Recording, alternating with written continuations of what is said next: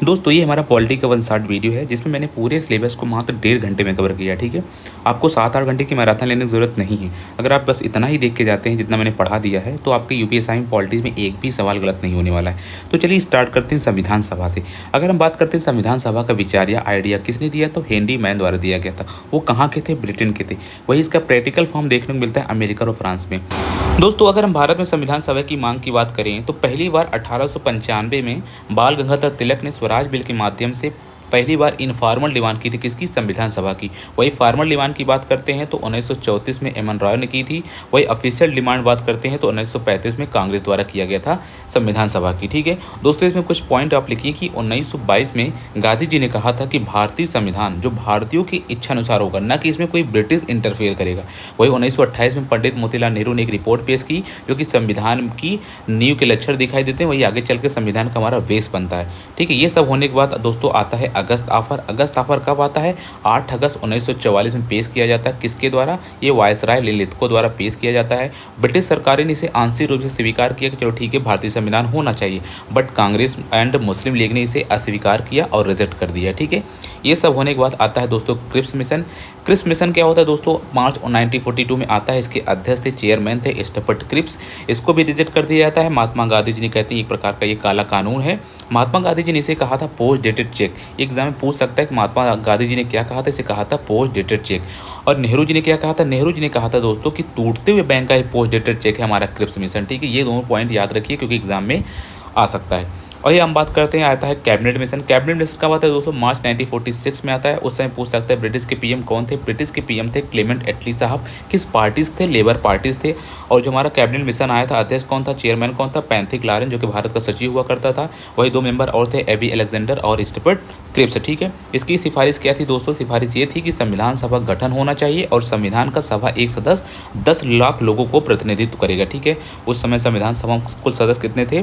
389 हमारे कुल सदस्य थे, जिसमें ब्रिटिश भारत से 296 थे, देसी रियासतों से 93 थे। अगर 296 में देखें दोस्तों प्रांतों से कितने? 292 थे। और चीफ कमिश्नरी प्रांतों से 4 कौन कौन से? Delhi and Agra and Karnataka and Balochistan से हमारे ये कुछ 4 कमिश्नरी से। ठीक, आगरा नॉट अजमेर से। ठीक है, ये हो गया हमारा संविधान सभा के बारे में। अगर बात करते हैं दोस्तों संविधान सभा के निर्वाचन के बारे में, कब इलेक्शन हुआ था? इलेक्शन ऑफ कॉन्स्टिट्यूएंट असेंबली हुई थी दोस्तों जुलाई अगस्त 1946 में। पहली बार जो इनडायरेक्ट इलेक्शन हुआ था ये हुआ था किसके द्वारा? प्रांतीय विधानसभाओं के सदस्यों द्वारा हुआ था इलेक्शन। अगर इस चुनाव के बारे में बात करें दोस्तों, 296 सीट थे। आपको ये पता था हमारे जो ब्रिटिश भारत के 296 सीट थे, जिसमें से कांग्रेस को मिलता है 208 सीट और मुस्लिम लीग को मिलता है 73 सीट, अन्य को मिलता है 15 सीट। ये चीज़ आपको याद रखना होगा क्योंकि पूछ सकता है कि कितने सीट किसको कितना मिला। वही अगर हम संप्रदाय के आधार पर देखें दोस्तों तो हमारे जो सामान्य लोग थे उसको 213 सीट मिलता है, मुस्लिम को 89 सीट मिलता है, सिख को 4 और महिलाओं को 15 सीट मिलता है। ठीक है दोस्तों, ये पूछ सकता है कि संविधान सभा में क्या देसी रियासतों ने भाग लिया था? तो नहीं लिया था दोस्तों। क्या हुआ करेंगे आप? तो देसी रियासतें ने, जो देसी रियासत लोग थे वो संविधान सभा में चुनाव में भाग नहीं लिया था। ठीक है, संविधान सभा में अम्बेडकर साहब का चुनाव की बात करते हैं दोस्तों। पहले ये पूर्वी बंगाल से लड़ते थे, लेकिन आज़ादी के बाद पाकिस्तान का हिस्सा होने के बाद ये बम्बई प्रेसिडेंट की पूना सीट से चुने जाते हैं। ठीक है, वो किसके स्थान पर चुने जाते हैं? M.R. जयकर के स्थान पर अम्बेडकर साहब को बम्बई प्रेसिडेंट की पूना सीट से चुना जाता है। दोस्तों ये पॉइंट आप इसको याद कर लीजिए क्योंकि पूछ सकता है कि अम्बेडकर साहब किस प्रेसिडेंट से चुने गए? तो बम्बई प्रेसिडेंसी की पूना सीट से चुने गए थे। किसके स्थान पर चुने गए? तो M.R. जयकर के स्थान पर अम्बेडकर साहब को चुना गया था। दोस्तों हमने पढ़ा संविधान सभा के बारे में। अब बात करते हैं संविधान के निर्माण के बारे में। संविधान के निर्माण के बारे में दोस्तों बात करें तो पहली मीटिंग होती संविधान सभा की, जो प्रथम बैठक होती कब हुई थी? वो 9 दिसंबर 1946 को हुई थी। कहाँ हुई थी? दिल्ली में हुई थी। उस समय के जो चेयरमैन बनाए गए वो सच्चिदानंद सिन्हा जी बनाए गए थे। वो अस्थायी रूप से बनाए गए थे, टेम्परेरी रूप में बनाए गए थे सच्चिदानंद सिन्हा जी को। कुल सदस्य उस समय 211 थे। अगर सेकेंड बैठक की बात करें दोस्तों, ये 11 दिसंबर 1946 को ये भी दिल्ली में हुई थी। इस समय जो चेयरमैन बनाए थे डॉक्टर राजेंद्र प्रसाद, जो कि परमानेंट अध्यक्ष बनाए गए थे हमारे सेकेंड बैठक में। ठीक है, संविधान सभा कुल बैठक 5 होती है दोस्तों। 9 से लेकर 13 दिसंबर तक 5 बैठक होती है। और 13 ही दिसंबर को नेहरू जी क्या लाते हैं? 13 दिसंबर 1946 नेहरू जी लाते हैं ऑब्जेक्टिव रेजोल्यूशन, जिसे हम लोग उद्देश्य प्रस्ताव कहते हैं। ठीक है, इसे स्वीकार कब किया गया था? इसे स्वीकार किया गया था 22 जनवरी 1947 को संविधान सभा द्वारा इसे स्वीकार कर लिया गया था। ठीक है दोस्तों, और 26 नवंबर 1949 को ही हमारा प्रियम्बल या प्रस्तावना बना। ठीक है, एक चीज़ में और पॉइंट ये लिखिएगा दोस्तों, जो जी ऑस्टिन थे उन्होंने कहा था जो संविधान सभा है वो कांग्रेस थी और कांग्रेस ही क्या है, भारत है। किसने कहा था? जी ऑस्टिन ने कहा था। और उनके जो बुक था कौन था? The Indian constitution. और 2011 में भारत सरकार ने पद्मश्री पुरस्कार से पुरस्कार दिया था। ठीक है, आगे बढ़ते हैं दोस्तों। अगर हम बात करते हैं दोस्तों संविधान के प्रारूप या ड्राफ्ट ऑफ कॉन्स्टिट्यूशन के बारे में, इसे कब पेश किया गया था? इसे पेश किया था 8 अक्टूबर 1947 को बी एन राव ने पेश किया था। इस समय आर्टिकल 243 थे, अनुसूचियाँ कितनी थी? 13 थी। ये जांच के लिए ड्राफ्ट कमेटी के पास जाता है। अगर बात करें ड्राफ्टिंग कमेटी के जिसे हम लोग बोलते हैं प्रारूप समिति के अध्यक्ष कौन थे? तो प्रारूप समिति के अध्यक्ष थे डॉक्टर भीमराव अम्बेडकर साहब प्लस 6 मेंबर उनके साथ और थे।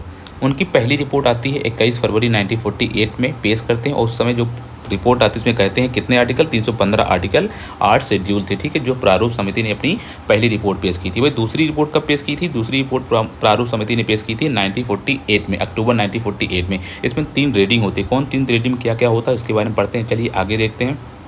ठीक है दोस्तों, अगर हम देखते हैं दोस्तों सेकेंड रिपोर्ट अक्टूबर 1948 में आई थी। इसमें 3 रीडिंग थी। कौन कौन सी रीडिंग थी? एक होती फर्स्ट रीडिंग एंड ये first reading, second reading and third reading. पहली रीडिंग दोस्तों चली थी 4 नवंबर 1948 से लेकर 9 नवंबर 1948 तक। वही 15 नवंबर 1948 से लेकर 17 अक्टूबर 1949 तक सेकेंड रीडिंग चली थी। और 14 नवंबर 1949 से लेकर 26 नवंबर 1949 को हमारी थर्ड रीडिंग चलती है। और 26 नवंबर 1949 को हमारे संविधान को अडॉप्ट किया जाता है। आपको पता ही है। ठीक है, उस जब अडॉप्ट किया जाता है दोस्तों उस समय आर्टिकल 395 थे, पार्ट 22 था, अनुसूचियाँ 8 थी। और वर्तमान में देखें तो 470 आर्टिकल, 25 भाग और 12 अनुसूचियाँ हमारे वर्तमान संविधान में हैं। और 26 जनवरी 1949 को हम आपको पता है कि हमारा संविधान का अडॉप्ट होता, उस समय 16 अनुच्छेद लागू हो गए थे। कौन कौन से अनुच्छेद थे?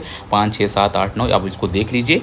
वही बात करते लागू कब हुआ था हमारा संविधान? हमारा संविधान लागू हुआ 26 जनवरी 1950 को हमारा संविधान लागू हो जाता है। आज़ादी से पहले देखिए दोस्तों 26 जनवरी को स्वतंत्रता दिवस के रूप में मनाते थे। कुछ इंपॉर्टेंट फैक्ट इसमें आप लिख सकते हैं दोस्तों। संविधान सभा की जो अंतिम बैठक हुई थी कब हुई थी? 24 जनवरी 1950 को अंतिम बैठक हुई थी। और 24 जनवरी 1950 में कितने साइन किए थे हमारे संविधान में? तो 284 सिग्नेचर हुए थे। और जो पहला सिग्नेचर किया था कौन किया था? डॉक्टर राजेंद्र प्रसाद जी ने किया था। ठीक है, और कुल महिलाएं 11 महिलाओं ने अपना सिग्नेचर किया था। कुछ स्रोतों के हिसाब देखें तो 8 महिलाओं ने किया था। कुल जो हमारा सिग्नेचर हुआ था कितनी भाषाओं में हुआ था? 14 भाषाओं हमारा सिग्नेचर हुआ था। ठीक है दोस्तों, ये हो गए कुछ इंपॉर्टेंट पॉइंट। अक्सर एग्जाम में पूछ सकते हैं कितने सिग्नेचर कितने भाषाओं में हुआ था? तो 14 भाषाओं हमारा सिग्नेचर हुआ था। ठीक है दोस्त, ये हो गया। हमारे कुल अधिवेशन हमारे 12 हुए थे और बहस हमारा 114 दिन तक चला था। दोस्तों अगर ये पूछ सकते हैं जो तिरछे रूप में साइन हुआ है हमारे संविधान में किसका है? वो तिरछा रूप जो साइन हुआ है वो है हमारे डॉक्टर राजेंद्र प्रसाद साहब का, जो कि हिंदी और इंग्लिश दोनों देखने को मिलता है। वही संविधान बनाने में खर्च पूछे कितना है? दोस्तों अगर संविधान बनाने जो खर्च की बात करें तो 64 लाख रुपये के लगभग करीब हमारा पूरा टोटल खर्च आया था, जिसमें लोग 63,96,729 रुपये भी कह सकते हैं। समय की बात करें 2 साल 11 महीना 18 दिन, ये आपको पता भी होगा। कितने पेज हैं? 251 पेज हैं। किसने हाथों से लिखा? तो प्रेम बिहारी नारायण राय यादव सक्सेना जी ने 6 महीनों में लिखा था। हिंदी संस्करण की बात करें वसंत कृष्ण वैद्य जी लिखा था। सजावट की बात करें तो नंदलाल बोस जो कि कहाँ के थे? शांति निकेतन के कलाकार थे। 22 सदस्य और भी थे। संविधान सभा के अंतरिम संसद के रूप में देखा जाए दोस्तों तो 1952 के तक कार्य किया। अध्यक्षता कौन था? जीवी मावलंकर द्वारा किया गया था। अगर पूछे हम लोग कितने पूरे शब्द हैं हमारे पूरे संविधान में, तो 1,17,369 टोटल शब्द हैं, जिसकी वजह से हमारा जो सबसे बड़ा संविधान लिखित संविधान हो जाता है भारत का। और विश्व में सबसे प्रथम लिखित संविधान पूछे किसका है? तो अमेरिका में। एशिया में पूछे सबसे लिखित संविधान किसका है? तो जापान का हो जाएगा। और विश्व में सबसे छोटा संविधान किसका होगा दोस्तों? मोनाको का होगा, जिसमें 3814 सदस्य सिर्फ हैं। वही कुछ इंपॉर्टेंट संविधान सभा के प्रथम सचिव की बात करते HBR आयंगर थे। संवैधानिक सलाहकार की बात करते तो BN राव हैं। प्रथम उपाध्यक्ष SC मुखर्जी हो गए। हमारे प्रथम मनोनीत उपाध्यक्ष बात करें तो फ्रैंक एंथनी हो गए।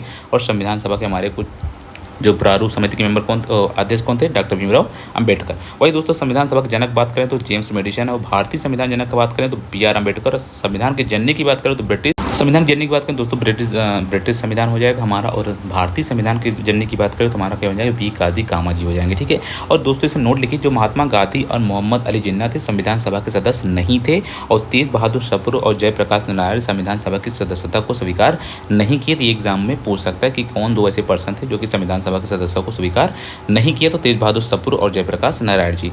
ठीक है, प्रारूप समिति की बात करते हैं दोस्तों कितने सदस्य? टोटल 7 सदस्य, जिसके अध्यक्ष थे डॉक्टर भीमराव अम्बेडकर, अल्लादी कृष्ण स्वामी अयंगर, एन गोपाल स्वामी अयंगर और ये के एम मुंशी जी हो गए, मोहम्मद अब्दुल्ला हो गया और एन माधव राव जी जो थे वो BL मित्र के बीमार होने की वजह से इनको एन माधव राव जी मेंबर बने थे। ठीक है, वही TT कृष्णाचारी जो कि DP खैतान जी की डेथ हो जाती है, जिसकी जगह TT कृष्णाचारी जी को मेंबर बनाया जाता है प्रारूप समिति का। ठीक है, ये हो गए हमारे 7 मेंबर हमारे प्रारूप समिति के। वही हम बात करते हैं दोस्तों संविधान सभा में कुछ प्रमुख महिलाएं जो कि हमारी महिलाएं थी, जैसे सुचेता कृपलानी जो कि उत्तर प्रदेश की पहली CM थी, उत्तर प्रदेश की हो जाएंगी। विजय लक्ष्मी पंडित जो कि हमारी UN की महिला अध्यक्ष भी रह चुकी, जो कि कहाँ की थी, उत्तर प्रदेश की। पूर्णिमा बनर्जी उत्तर प्रदेश की। कमला चौधरी उत्तर प्रदेश की। बेगम एजाज रसूल जो कि एकमात्र मुस्लिम महिला थी, कहाँ की थी, वो भी उत्तर प्रदेश की थी। वही राजकुमारी अमृत कौर की बात करें, कहाँ की थी, वो मध्य प्रांत से। कहाँ की थी, वो मध्य प्रांत से। ठीक है, और महिलाओं को देखते हैं दोस्तों कैसे, जैसे मान लीजिए हम सरोजिनी नायडू की बात करें। सरोजिनी नायडू यूपी की प्रथम महिला गवर्नर भी थी, कहाँ की थी, वो बिहार की थी। हंसा मेहता वो कहाँ की थी, बम्बई की थी। जी दुर्गा बाई कहाँ की थी, मद्रास की थी। दक्षानी बेलायुधन कहाँ की थी, मद्रास की, ये पहली प्रथम दलित भी हो जाएंगी। अम्मू स्वामीनाथन कहाँ की थी, मद्रास की। और मालती चौधरी कहाँ की थी, उड़ीसा की। वही रेणुका राय की बात करें तो पश्चिम बंगाल, और लीला राय की बात करें तो पश्चिम बंगाल। एनी मस्करीनी की बात करें ट्रावनकोर की। ये कुछ इंपॉर्टेंट महिलाएं जो कि संविधान सभा में भाग ली थी। ठीक है दोस्तों, बात करते हैं कुछ कमेटी और उनके चेयरमैन के बारे में। जैसे मान कर बात करते हैं संघ शक्ति समिति के चेयरमैन कौन थे, जवाहरलाल नेहरू जी। संघ संविधान समिति के अध्यक्ष कौन थे, जवाहरलाल नेहरू जी। राज्यों के लिए समिति जवाहरलाल नेहरू जी। राज्यों तथा रियासतों में परामर्श समिति के सरदार पटेल। और मौलिक अधिकार एवं अल्पसंख्यक समिति के अध्यक्ष कौन थे, सरदार पटेल। प्रांतीय संविधान समिति की बात करें दोस्तों, कौन थे, वो सरदार पटेल जी थे।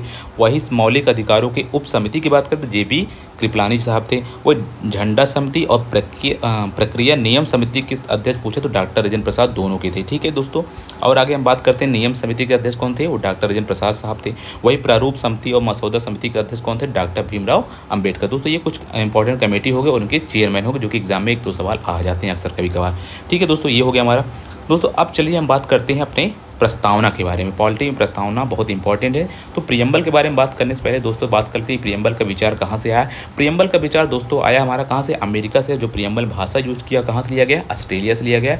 उद्देश्य प्रस्ताव दोस्तों आपको पता है 13 दिसंबर 1946 को कौन लाया था, जब पंडित जवाहरलाल नेहरू द्वारा पेश किया गया था। स्वीकार कब किया गया तो दोस्तों 22 जनवरी 1947 स्वीकार कर गया संविधान सभा द्वारा। वही जब 26 नवंबर 1949 में प्रस्तावना प्रियम्बल के रूप में स्वीकार किया जाता है। दोस्तों क्या पूछ सकते हैं, क्या प्रस्तावना संविधान का भाग है। ये बहुत एक केस होता है दोस्तों बेरुवादू मामला, और भारत संघ 1960 में सुप्रीम कोर्ट ने कहा कि प्रस्तावना संविधान का भाग नहीं है, इसमें संशोधन नहीं किए कर सकते हैं। वही केशवानंद भारती बनाम केरल 1973 में केस आता है, सुप्रीम कोर्ट ने कहा प्रस्तावना संविधान का भाग है, इसमें संशोधन कर सकते हैं। अगर बात करते हैं प्रस्तावना पहली बार संशोधन कब हुआ, 42nd अमेंडमेंट 1976 में हुआ, इसे हम लोग मिनी कॉन्स्टिट्यूशन भी बोलते हैं। इसमें 3 शब्द जोड़े गए हमारे प्रस्तावना में, कौन कौन से, समाजवादी, पंथ निरपेक्ष और अखंडता। 3 शब्द हमारे प्रस्तावना में जोड़े गए, किसकी वजह से, 42वां संविधान संशोधन 1976 के द्वारा। ठीक है, ये हो गया हमारा प्रस्तावना में 3 इंपॉर्टेंट शब्द जोड़े गए।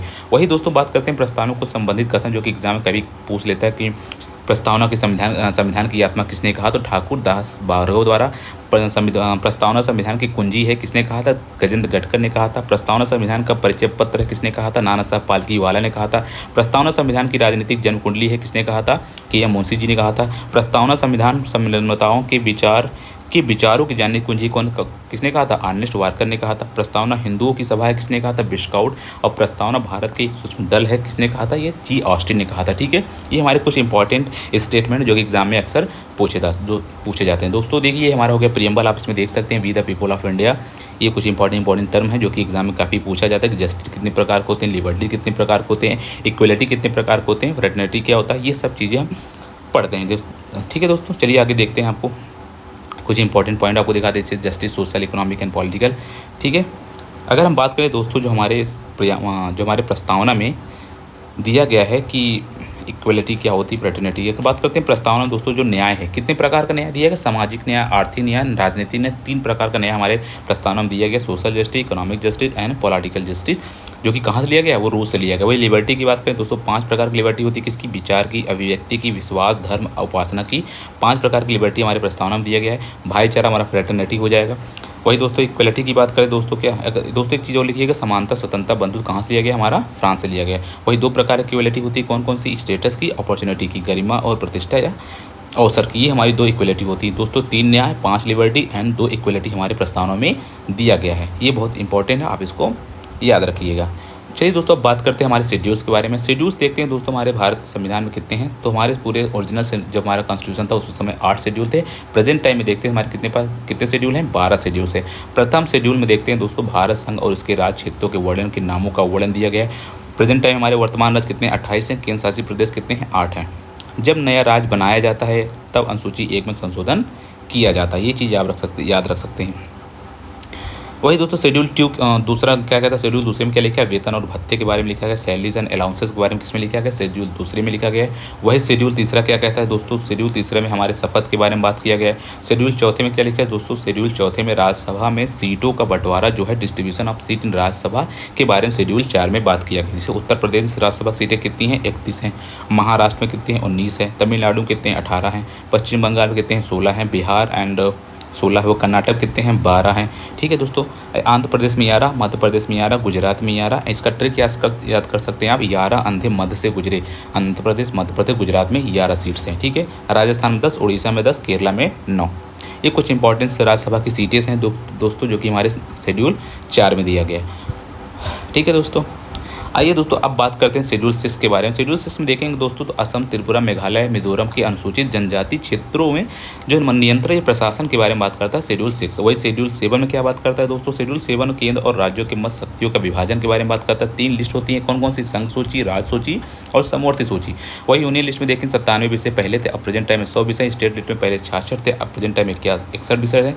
एक कंकरेंट लिस्ट में देखें पहले 47 विषय थे, अब 52 विषय हो गए। ठीक है, शेड्यूल 8 की बात करता है दोस्तों। शेड्यूल 8 बात करता है भाषा के बारे में। मूल संविधान भाषाएं 14 थी, प्रेजेंट टाइम में वर्तमान में 22 भाषाएं हो गई हैं। 15वीं भाषा बोले दोस्तों कौन थी, सिंधी थी, जो कि 21वें संविधान संशोधन 1967 में जोड़ा गया था। वही 3 भाषा और कौन जोड़ी गई थी, नेपाली, मणिपुरी, कोंकणी कब जोड़ा गया था, 71वें संविधान संशोधन अधिनियम 1992 में। वही बोडो, डोंगरी, संथाली, मैथिली किसके द्वारा जोड़ा गया था, 92nd कॉन्स्टिट्यूशन अमेंडमेंट 2003 में जोड़ा गया था। दोस्तों ये हमारे कुछ लैंग्वेज जोड़े गए थे संविधान संशोधन करके हमारे संविधान में। वही 9 शेड्यूल की बात करते हैं दोस्तों। फर्स्ट कॉन्स्टिट्यूशन अमेंडमेंट एक्ट 1951 में हुआ था, द्वारा जोड़ा गया। इसमें किसकी बात की, लैंड रिफॉर्म के बारे में बात किया गया, जिसमें 284 विषय हैं। इसे न्यायालय में चुनौती नहीं दी जा सकती है। ठीक है, 9 शेड्यूल जो हमारे है और न्यायालय में चुनौती नहीं दी जा सकती। वही 10वें शेड्यूल के बारे में बात करते हैं दोस्तों, 92वां संविधान संशोधन 1950 में, जिसमें एंटी डिफेक्शन लॉ के बारे में बात करता है। वही जो 11वां शेड्यूल है इसमें बात करता है पंचायत राज के बारे में। 73वें संविधान संशोधन 1992 में कुल विषय 29 है। अब 12वीं अनुसूची में देखें दोस्तों, नागरिक प्रशासन और नगर पालिका के बारे में बात करता है। 74वें संविधान संशोधन 1992 जिसमें कुल विषय हैं 18। आइए दोस्तों बात करते हैं संविधान के स्रोतों के बारे में। संविधान के स्रोतों की बात करें दोस्तों, हमारा जो संविधान बनने जा रहा था तो 60 देशों के संविधान को पढ़ा जाता है, लेकिन 10 देशों को चुना जाता है हमारे संविधान में सोर्सेस के लिए। ठीक है, कौन कौन से 10 देश थे, अमेरिका, ब्रिटेन, कनाडा, रूस, Germany, Japan, France, Australia, Ireland and दक्षिण अफ्रीका। ये 10 देश थे जो कि हमारे चुने जाते हैं। अगर बात करते हैं दोस्तों भारत शासन अधिनियम 1935 में 250 आर्टिकल संविधान में शामिल किए, जिससे सबसे बड़ा स्रोत हमारा माना जाता है भारत शासन अधिनियम 1935। उस समय इसमें कितने आर्टिकल थे, 321 आर्टिकल भाग 14, जिसमें से 250 आर्टिकल हमारे 1935 अधिनियम से लिए गए हैं।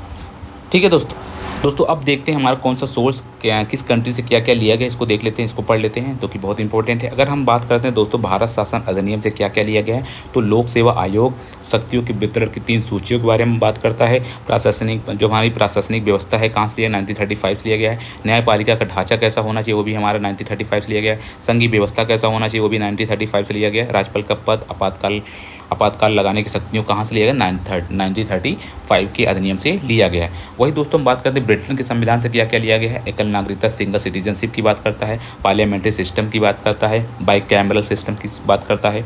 एंड रूल ऑफ लॉ की बात करता है। विधि का शासन के बारे में बात करता है। एकल न्यायिक प्रणाली के बारे में बात करता है। लोकसभा के प्रति मंत्रिमंडल के सामूहिक उत्तरदायित्व के बारे में बात करता है, जो कि आर्टिकल 75 के 3 में दिया गया है। एंड राष्ट्रपति के औपचारिक प्रधानता के बारे में बात करता है। विधि निर्माण की प्रक्रिया के बारे में बात करता है। अग्रता की विजेता के बारे में बात करता है। कहाँ से सब लिया गया है, ये लिया गया सब दोस्तों पूरा यूके कॉन्स्टिट्यूशन से लिया गया है। ठीक है दोस्तों, ये हो गया हमारा यूके का संविधान से लिया है, जो कि ब्रिटेन संविधान से हमने ये सब चीज़ लिया है। वही दोस्तों अगर हम बात करें एंड आयरलैंड के संविधान से क्या लिया गया है? आयरलैंड से लिया गया दोस्तों राज्य के नीति निर्देशक तत्व के बारे में, डीपीएसपी जिसे हम बोलते हैं, इसलिए कहाँ से लिया गया? आयरलैंड से लिया गया। राज्यसभा में 12 सदस्यों को जो मानव चयन होगा वो कहाँ से लिया गया? हमारा आयरलैंड से लिया गया। किस किस विभाग से? जैसे आर्ट्स से हो गया, साइंस से, सोशल सर्विस, लिटरेचर से, ये 4 जगह से 12 मेंबर चुने जाएंगे प्रेसिडेंट द्वारा। कहाँ से लिया गया है? आयरलैंड से द्वारा लिया गया।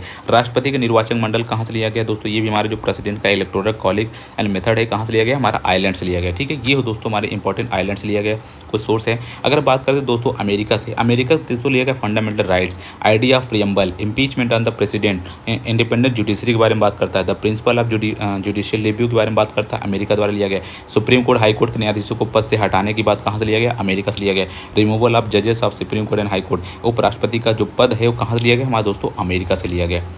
ये चीज़ बहुत इंपॉर्टेंट है दोस्तों, को आपको याद करना चाहिए कि अमेरिका से क्या क्या लिया गया है। वही दोस्तों अगर हम ऑस्ट्रेलिया से बात करते हैं तो प्रस्तावना की जो भाषा है, जो लैंग्वेज ऑफ प्रियम्बल है, वो कहाँ से लिया गया? ऑस्ट्रेलिया से लिया गया। कनकरेंट लिस्ट जो हमारी समवर्ती सूची है कहाँ से लिया गया? ऑस्ट्रेलिया से लिया गया। वही संसद के दोनों सदनों की संयुक्त बैठक कहाँ से लिया गया दोस्तों? ऑस्ट्रेलिया से लिया गया। शक्तियों का जो विभाजन, डिवीजन ऑफ पावर, वो कहाँ से लिया गया? वो ऑस्ट्रेलिया से लिया गया। ठीक है दोस्तों, अब आगे बढ़ते हैं। अगर दोस्तों हम बात करते हैं कनाडा से क्या क्या लिया गया, तो कनाडा से हमारा जीएसटी मॉडल हो गया, संघीय शासन प्रणाली जिसे हम लोग फेडरल गवर्नमेंट सिस्टम भी कहते हैं, स्ट्रॉन्ग सेंटर की बात करता है। The principle of residual power की बात कहाँ से लिया गया? कनाडा से लिया गया। Appointment of the governor in state by the president on the recommendation of the centre कहाँ से लिया गया? वो भी कनाडा से लिया गया। Advisory jurisdiction of the supreme court कहाँ से लिया गया? वो भी हमारा कनाडा से लिया गया। ठीक है दोस्तों, ये हो गया आर्टिकल 143 में दिया है सर्वोच्च न्यायालय का सलाहकार। ठीक है, जापान से क्या लिया गया दोस्तों? जापान से लिया गया अनुच्छेद 21 में वर्णित विधि द्वारा स्थापित प्रक्रिया जो है वो कहाँ से लिया गया? जापान से लिया गया। वहीं अगर हम दक्षिण अफ्रीका के बारे में बात करें दोस्तों, संविधान संशोधन की जो प्रक्रिया है वो भाग 20 में दिया है, आर्टिकल 368 कहाँ से लिया गया? साउथ अफ्रीका से। राज्यसभा में सदस्यों का निर्वाचन कहाँ से लिया गया? साउथ अफ्रीका से लिया गया।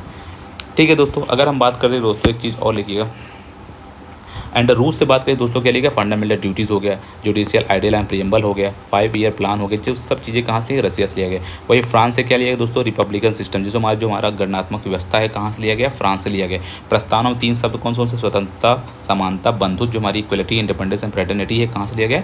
फ्रांस से लिया गया। वही जर्मनी से बात करें दोस्तों तो आपातकाल के बारे में बात करता है, जर्मनी से लिया गया। ठीक है, आपातकाल के समय मूल अधिकारों का जो निलंबन होगा वो भी हमारा कहाँ से लिया गया है? जर्मनी से लिया गया। ये दोस्तों कुछ इंपॉर्टेंट सोर्स हो गए, हम अलग अलग कंट्रीज में क्या क्या लिया है इसके बारे में हमने पढ़ा। आइए दोस्तों बात करते हैं संविधान के भाग के बारे में। संविधान के भाग के बारे में, संविधान लागू हुआ कब दोस्तों? 26 जनवरी 1950 को लागू हो जाता है। वर्तमान में अगर देखें तो 470 आर्टिकल, लेकिन पहले कितने थे? 395 आर्टिकल। पहले 22 भाग था, 8 अनुसूची थी, अब प्रेजेंट टाइम 25 भाग और 12 अनुसूचियाँ हैं। दोस्तों अगर हम आइए देखते हैं भाग पूरे डिटेल में देख लेते हैं कि पहले भाग में क्या दिया है, दूसरे भाग में किसके बारे में बात करता है, समझ सकता है। पहले भाग में देखते हैं दोस्तों संघ और उसके क्षेत्र के बारे में बात करता है। दूसरे भाग में नागरिकता के बारे में बात करता है जो कि 5 से 11 आर्टिकल है। और तीसरे भाग में मौलिक अधिकार के बारे में बात करता है जो कि 12 से लेकर 35 तक आर्टिकल दिया गया है। चौथे भाग में राजनीति के निदेशक सिद्धांत के बारे में बात किया गया जो कि डीपीएसपी कहते हैं। वही चौथे के ए में मौलिक कर्तव्य के बारे में बात करता है। 5वें केंद्र सरकार के बारे में बात करता है। 6वें में राज्य के बारे में बात करता है। 7वें में दूसरी अनुसूची के भाग बी में राज्य के बारे में बात करता है। 8वें में केंद्र शासित प्रदेशों के बारे में बात करता है जिसका आर्टिकल आता है 239 से लेके 242 तक। हमारा जो 8वां भाग है इसमें केंद्र शासित प्रदेशों के बारे में बात करता है। ठीक है दोस्तों, अगर हम बात करते हैं दोस्तों ये हमारा कुछ इंपॉर्टेंट भाग हैं, आइए और देखते हैं और कौन से भाग में क्या दिया है। अगर 9वें भाग में देखें दोस्तों पंचायत के बारे में बात करता है। 9वें के ए में नगर पालिका के बारे में बात करता है। 9 के बी में सहकारी समितियों के बारे में बात करता है एंड सहकारी समितियों के बारे में बात करता है। कौन सा आर्टिकल आता है? 243 का ZDS से लेकर 243 ZD तक आता है। 10वें में देखें दोस्तों अनुसूचित और जनजाति क्षेत्र के बारे में बात करता है जो कि आर्टिकल 244 से लेकर 244A के बारे में बात करता है। वही दोस्तों अगर 11 में देखें भाग 11 में क्या दिया गया? भाग 11 में दिया गया दोस्तों संघ और राज्यों के बीच संबंध, 245 से लेकर 263 आर्टिकल तक बात करता है। 12 में क्या दिया गया दोस्तों? वित्त संपत्ति अनुबंध और छूट के बारे में बात किया गया। वही 13 में देखेंगे दोस्तों भारत के क्षेत्र के अंदर वाणिज्य और व्यापार का समागम जो दिया गया वो 301 से लेकर 307 तक वो आर्टिकल 13 में बात करता है। आर्टिकल 14 में देखें तो संघ और राज्यों के अधीन सेवाओं के बारे में बात करता है। वही आर्टिकल 14 में देखेंगे तो न्यायाधिकरण के बारे में बात करता है। वही 15 में देखेंगे दोस्तों तो चुनाव के बारे में बात करता है। 16 में देखेंगे दोस्तों कुछ वर्गों से संबंधित विशेष प्रावधान दिए गए उसके बारे में बात करता है। भाग 17 में देखेंगे दोस्तों तो आधिकारिक भाषा के बारे में, राजभाषा के बारे में बात करता है। भाग 18 में देखेंगे दोस्तों तो आपातकालीन प्रावधान के बारे में बात करता है। भाग 19 में देखेंगे दोस्तों विविध के बारे में बात करता है। वही 20 में देखेंगे तो संविधान संशोधन के बारे में बात करता है। भाग 21 में अस्थायी संक्रमणकालीन और विशेष प्रावधान दिया गया। भाग 22 में लघु शीर्षक हिंदी और निरसन आधिकारिक पाठ के बारे में दिया गया। दोस्तों अगर आप बात करते हैं यूनियन एंड इट्स टेरिटरीज के बारे में, संघ और इसके राज्य के क्षेत्र के बारे में पार्ट 1 को, जो कि आर्टिकल 1 से 4 तक दिया है। संघ किसे कहते हैं दोस्तों? यूनियन क्या है? यूनियन जहाँ राज्य देश से अलग नहीं हो सकते उसे यूनियन बोलते हैं। फेडरल जहाँ राज्य देश में अलग हो सकते हैं उसे हम लोग फेडरल बोलते हैं। जहाँ कहाँ कहाँ देखने मिलता है? कनाडा और अमेरिका में। आर्टिकल 1 क्या कहता है दोस्तों? इंडिया अर्थात भारत राज्यों का संघ होगा। टोटल इससे 28 है, यूटीज कितने? 8 हैं। वही आर्टिकल 2 क्या कहता है दोस्तों? संघ में नए राज्यों का प्रवेश, नए राज्यों की स्थापना होगी बाहरी क्षेत्रों से। ये हमारा आर्टिकल 2 कहता है। जैसे सिक्किम बना था 35वां संविधान संशोधन 1974 से, बाद में लागू कब हुआ था? 1936वां संविधान संशोधन 1975 से हमारा 22वां राज्य बन गया था सिक्किम। वही आर्टिकल 3 क्या कहता है दोस्तों? नए राज्यों का स्थापना, जैसे राज्यों के नाम बदलने की व्यवस्था, राज्यों की सीमा में कमी या वृद्धि की व्यवस्था। जैसे उड़ीसा बना था, उड़ीसा कब हुआ था? 2011 में। ये सब बात हमारा आर्टिकल 3 में देखने को मिलता है। ठीक है दोस्तों, आइए दोस्तों हम बात करते हैं हम आर्टिकल 4 के बारे में। दोस्तों अगर हम देखते हैं आर्टिकल के 4 के बारे में देखेंगे तो आर्टिकल 4 में दिया गया है, अनुच्छेद 2 या 3 में बनाए गए कानून संविधान संशोधन नहीं होगा। संविधान संशोधन नहीं होंगे आर्टिकल 368 के। नोट लिखिए, क्या सांसद आर्टिकल 3 के अनुसार किसी भारतीय भूभाग को किसी अन्य देशों को सौंप सकती है? हाँ, अगर आंसर क्या करेंगे? एक केस था दोस्तों बेरूवादी बनाम भारत संघ, इसमें देखा गया कि बेरूवादी क्षेत्र पाकिस्तान को दिया गया। संसद संविधान संशोधन द्वारा भारतीय क्षेत्र अन्य देशों को सौंप सकती है। ठीक है दोस्तों, संसद संविधान संशोधन द्वारा भारतीय क्षेत्र को किसी अन्य देश को सौंप सकती है। ठीक है, 100वां संविधान संशोधन अधिनियम 2015 में क्या हुआ था दोस्तों? भारत ने 111 क्षेत्र बांग्लादेश को दिए, बदले में 51 क्षेत्र मिले। इसमें साइन कौन किया था? प्रणब मुखर्जी से ने। फिर दोस्तों बनता है धर कमीशन। धर कमीशन कब बनता है दोस्तों? जून 1948 में। इसके अध्यक्ष थे एस के धर। प्रथम भाषाई प्रांतीय आयोग बनता है। इसकी रिपोर्ट आती है दिसंबर 1948 में दोस्तों। इसकी रिकमेंडेशन क्या थी दोस्तों? कि राज्यों का गठन भाषा के आधार पर ना हो, राज्यों का जो गठन हो भौगोलिक और वित्तीय स्थिति के आधार पर हो, ना कि भाषा के आधार पर। फिर जेपीपी कमेटी बनती है 1948 में, जिसको जवाहरलाल नेहरू, वल्लभ भाई पटेल, पट्टाभी सीतारामैया जी ने, जो हमारा धर कमीशन बना था, उसको सपोर्ट किए थे। ये हमारा रिपोर्ट इनकी जो कहती है दोस्तों। इसका विरोध कौन करता है? विरोध करते हैं पोट्टी श्री रामुलू, जो कि भूख हड़ताल करते हैं। 56 दिन का भूख हड़ताल करते हैं, जो कि 58वें दिन बाद इनकी डेथ हो जाती है 15 दिसंबर 1952 को। फिर बनता है इनकी जो मांग थी भाषा के आधार पर राज्य का गठन हो, तो पहला जो हमारा राज्य बनता है भाषा के आधार पर वो बनता है आंध्र प्रदेश। 1 अक्टूबर 1953 को गठन होता है और पुनर्गठन 1 नवंबर 1956 को। इसलिए एक स्थापना दिवस मनाते हैं एक आंध्र प्रदेश का 1 नवंबर को। ठीक है, फिर राज्य पुनर्गठन आयोग बनता है दोस्तों द स्टेट रीऑर्गेनाइजेशन कमीशन 1953 में, जिसको अध्यक्ष डॉक्टर फजल अली, सदस्य कौन से थे? के M Padikkar and H.N.. Kunzru. इसकी रिपोर्ट आती है 1955 में। ठीक है दोस्तों, ये हमारा कुछ इसके पुनर्गठन आयोग बनते हैं। पूछ सकता है दोस्तों कि हमारी कुछ जैसे कौन सा स्टेट कब बना था? जैसे 1 मई 1900 को गुजरात और महाराष्ट्र, नागालैंड 1963 में, पंजाब हरियाणा 1966 में, हिमाचल प्रदेश 1971 में, मणिपुर त्रिपुरा मेघालय 1972 में, सिक्किम 1975 में। ठीक है दोस्तों, आगे देखते हैं तो 1987 में अरुणाचल प्रदेश, गोवा, मिजोरम बना था। 2000 में उत्तराखंड, छत्तीसगढ़, झारखंड बना था। 2014 में तेलंगाना बना था। 2019 में जम्मू एंड कश्मीर और लद्दाख केंद्र शासित प्रदेश बने। 2020 में दादर नागर हवेली और दमन दीव को मिलाकर एक बनाया गया, एक यूटी बना दिया गया। ठीक है, ये दोस्तों कुछ इंपॉर्टेंट पॉइंट है, आप इसको याद करिए क्योंकि एग्जाम में हो सकता है कि कौन सा स्टेट कब बना था। ठीक है दोस्तों, चलिए आगे बढ़ते हैं। अगर हम आगे देखते हैं दोस्तों, अब हम क्या पढ़ेंगे? अब हम पढ़ेंगे दोस्तों नागरिकता के बारे में, सिटीजनशिप के बारे में पढ़ेंगे दोस्तों। हम इसमें किस भाग में दिया गया? पार्ट 2 में दिया गया। आर्टिकल कौन कौन से आते हैं? 5 से 11 तक आर्टिकल आता है। कहाँ से प्रेरित है? ब्रिटेन से प्रेरित है। ठीक है दोस्तों, ये हमारा कहाँ से? सिंगल सिटीजनशिप कहाँ से? ब्रिटेन से। भाग 2 आर्टिकल 5 से 11 प्रेरित कहाँ से? ब्रिटेन से। एकल नागरिकता की बात करता है दोस्तों। 5 प्रकार की हमारी नागरिकता कैसे? जन्म से, किसी व्यक्ति का जन्म 26 जनवरी 1950 को या उसके बाद भारत में हुआ हो, इस प्रकार का जन्म से हो गया। इसमें कुछ अपवाद है दोस्तों, जैसे कि विदेशी राजनयिकों के भारत में जन्मे बच्चे जैसे हो गया, शत्रु के अधीन किसी भूभाग पर जन्मे बच्चे, ये हमारे कुछ अपवाद हो जाता है, जो कि हमारे जन्म से जो हमारा टाइप है उसमें कुछ अपवाद आते हैं। आप इसको देख लीजिए कौन कौन से अपवाद हैं। 2 अपवाद हैं, विदेशी राजनयिकों भारत में जन्मे बच्चे और शत्रु के अधीन किसी भूभाग पर जन्मे बच्चे। ठीक है, इसमें एक संशोधन होता है दोस्तों 1986 में, जन्म से नागरिकता के लिए उसके माता पिता में से कोई भारतीय नागरिक हो। ठीक है, ये हो हमारा कुछ एक संशोधन कौन सा होता है? 1986 क्या कहता है? जन्म से नागरिकता के लिए माता पिता में से कोई भारतीय नागरिक हो। वंश पर दूसरा सिटीजनशिप क्या है दोस्तों? वंश परंपरा। विदेश में किसी का जन्म 26 जनवरी 1950 को या उसके बाद हुआ हो, जन्म से माता पिता से कोई एक भारतीय हो, ये सब चीज़ें हमारे किस में आती है? वंश परंपरा में आती है। ठीक है दोस्तों, ये हो गया हमारा। अगर दोस्तों इसमें देखते हैं, इसमें एक संशोधन हुआ था 1992 में। इसमें कहा गया कि माता की नागरिकता के आधार पर विदेश में जन्मे बच्चों को भारत की नागरिकता का प्रावधान दिया गया है। ठीक है, अगर दोस्तों वही हम बात करते हैं 3 दिसंबर 2004 को भारत में बाहर जन्मे बच्चों का वंश परंपरा के आधार पर नागरिकता नहीं दी जाएगी। अगर बात करें 3 दिसंबर 2004 के बाद जो कि भारत विदेश में कहीं तुम पैदा हो रहे हो तो तुम्हारी नागरिकता नहीं दी जाएगी। वही जन्म के 1 वर्ष भीतर भारतीय वाणिज्यिक को दूतावास में पंजीकृत की बात करता है। वही दोस्तों बात करते हैं by the registration. By the registration में क्या होता है, पंजीकरण हेतु आवेदन करने की तिथि 5 से 7 वर्ष तक भारत में निवास करने वाला व्यक्ति हो सकता है। ऐसा व्यक्ति जिसका जन्म भारत में हुआ हो परंतु भारत के बाहर निवास कर रहा हो। विदेशी महिला जो भारतीय से विवाह कर लिया हो। एक्सेट्रा राष्ट्रमंडलों में देशों के ऐसे नागरिक जो भारत में रहते हैं, भारत की सरकार की नौकरी करते हैं। बाय नेचुरलाइजेशन में क्या होता है दोस्तों, कोई विदेशी व्यक्ति जो स्वेच्छा से भारत की नागरिकता ग्रहण करना चाहता है, भारतीय नागरिकता के आवेदन के लिए 1 वर्ष से भारत में रह रहा हो, कुल मिलाकर 5 वर्षों तक भारत में रहा हो, संविधान में उल्लेखित भाषाओं में से एक भाषा का अच्छा ज्ञान हो, इस प्रकार से उसे नागरिकता मिल सकती है बाय द नेचुरलाइजेशन। ठीक है।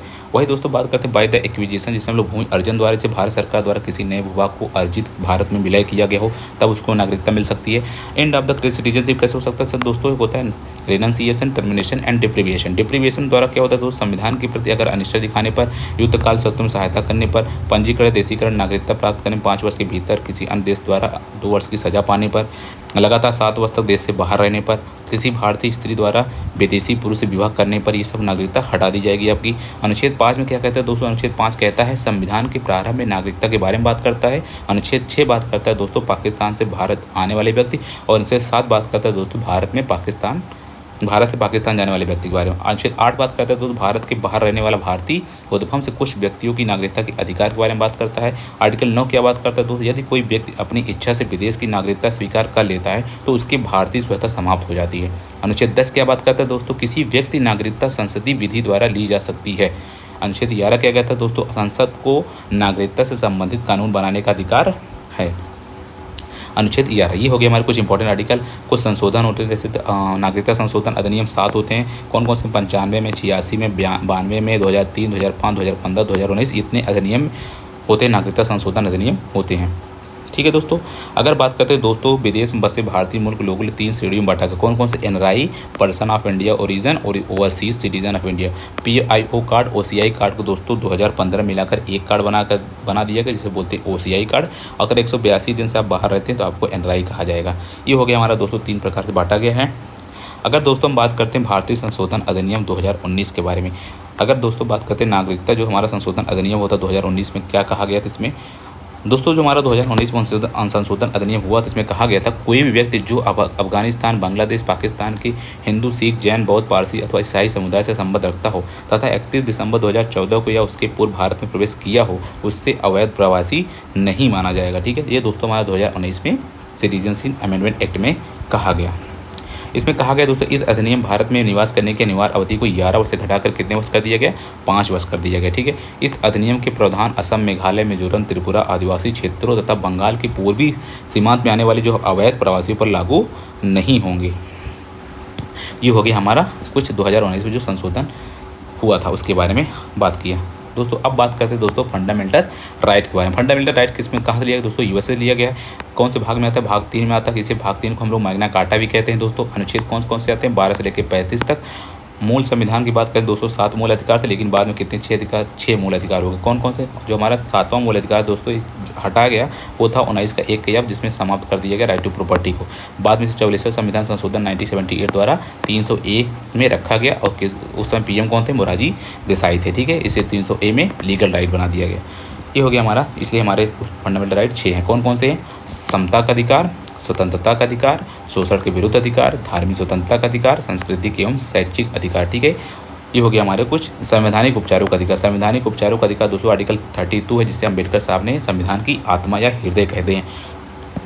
ठीक है। 14 से 18, 19 से 22, 23 से 24, 25 से 28, 29 से 30, ये 32 हो गया। ये हमारे कुछ वर्तमान मूल अधिकार हैं 6। ठीक है दोस्तों।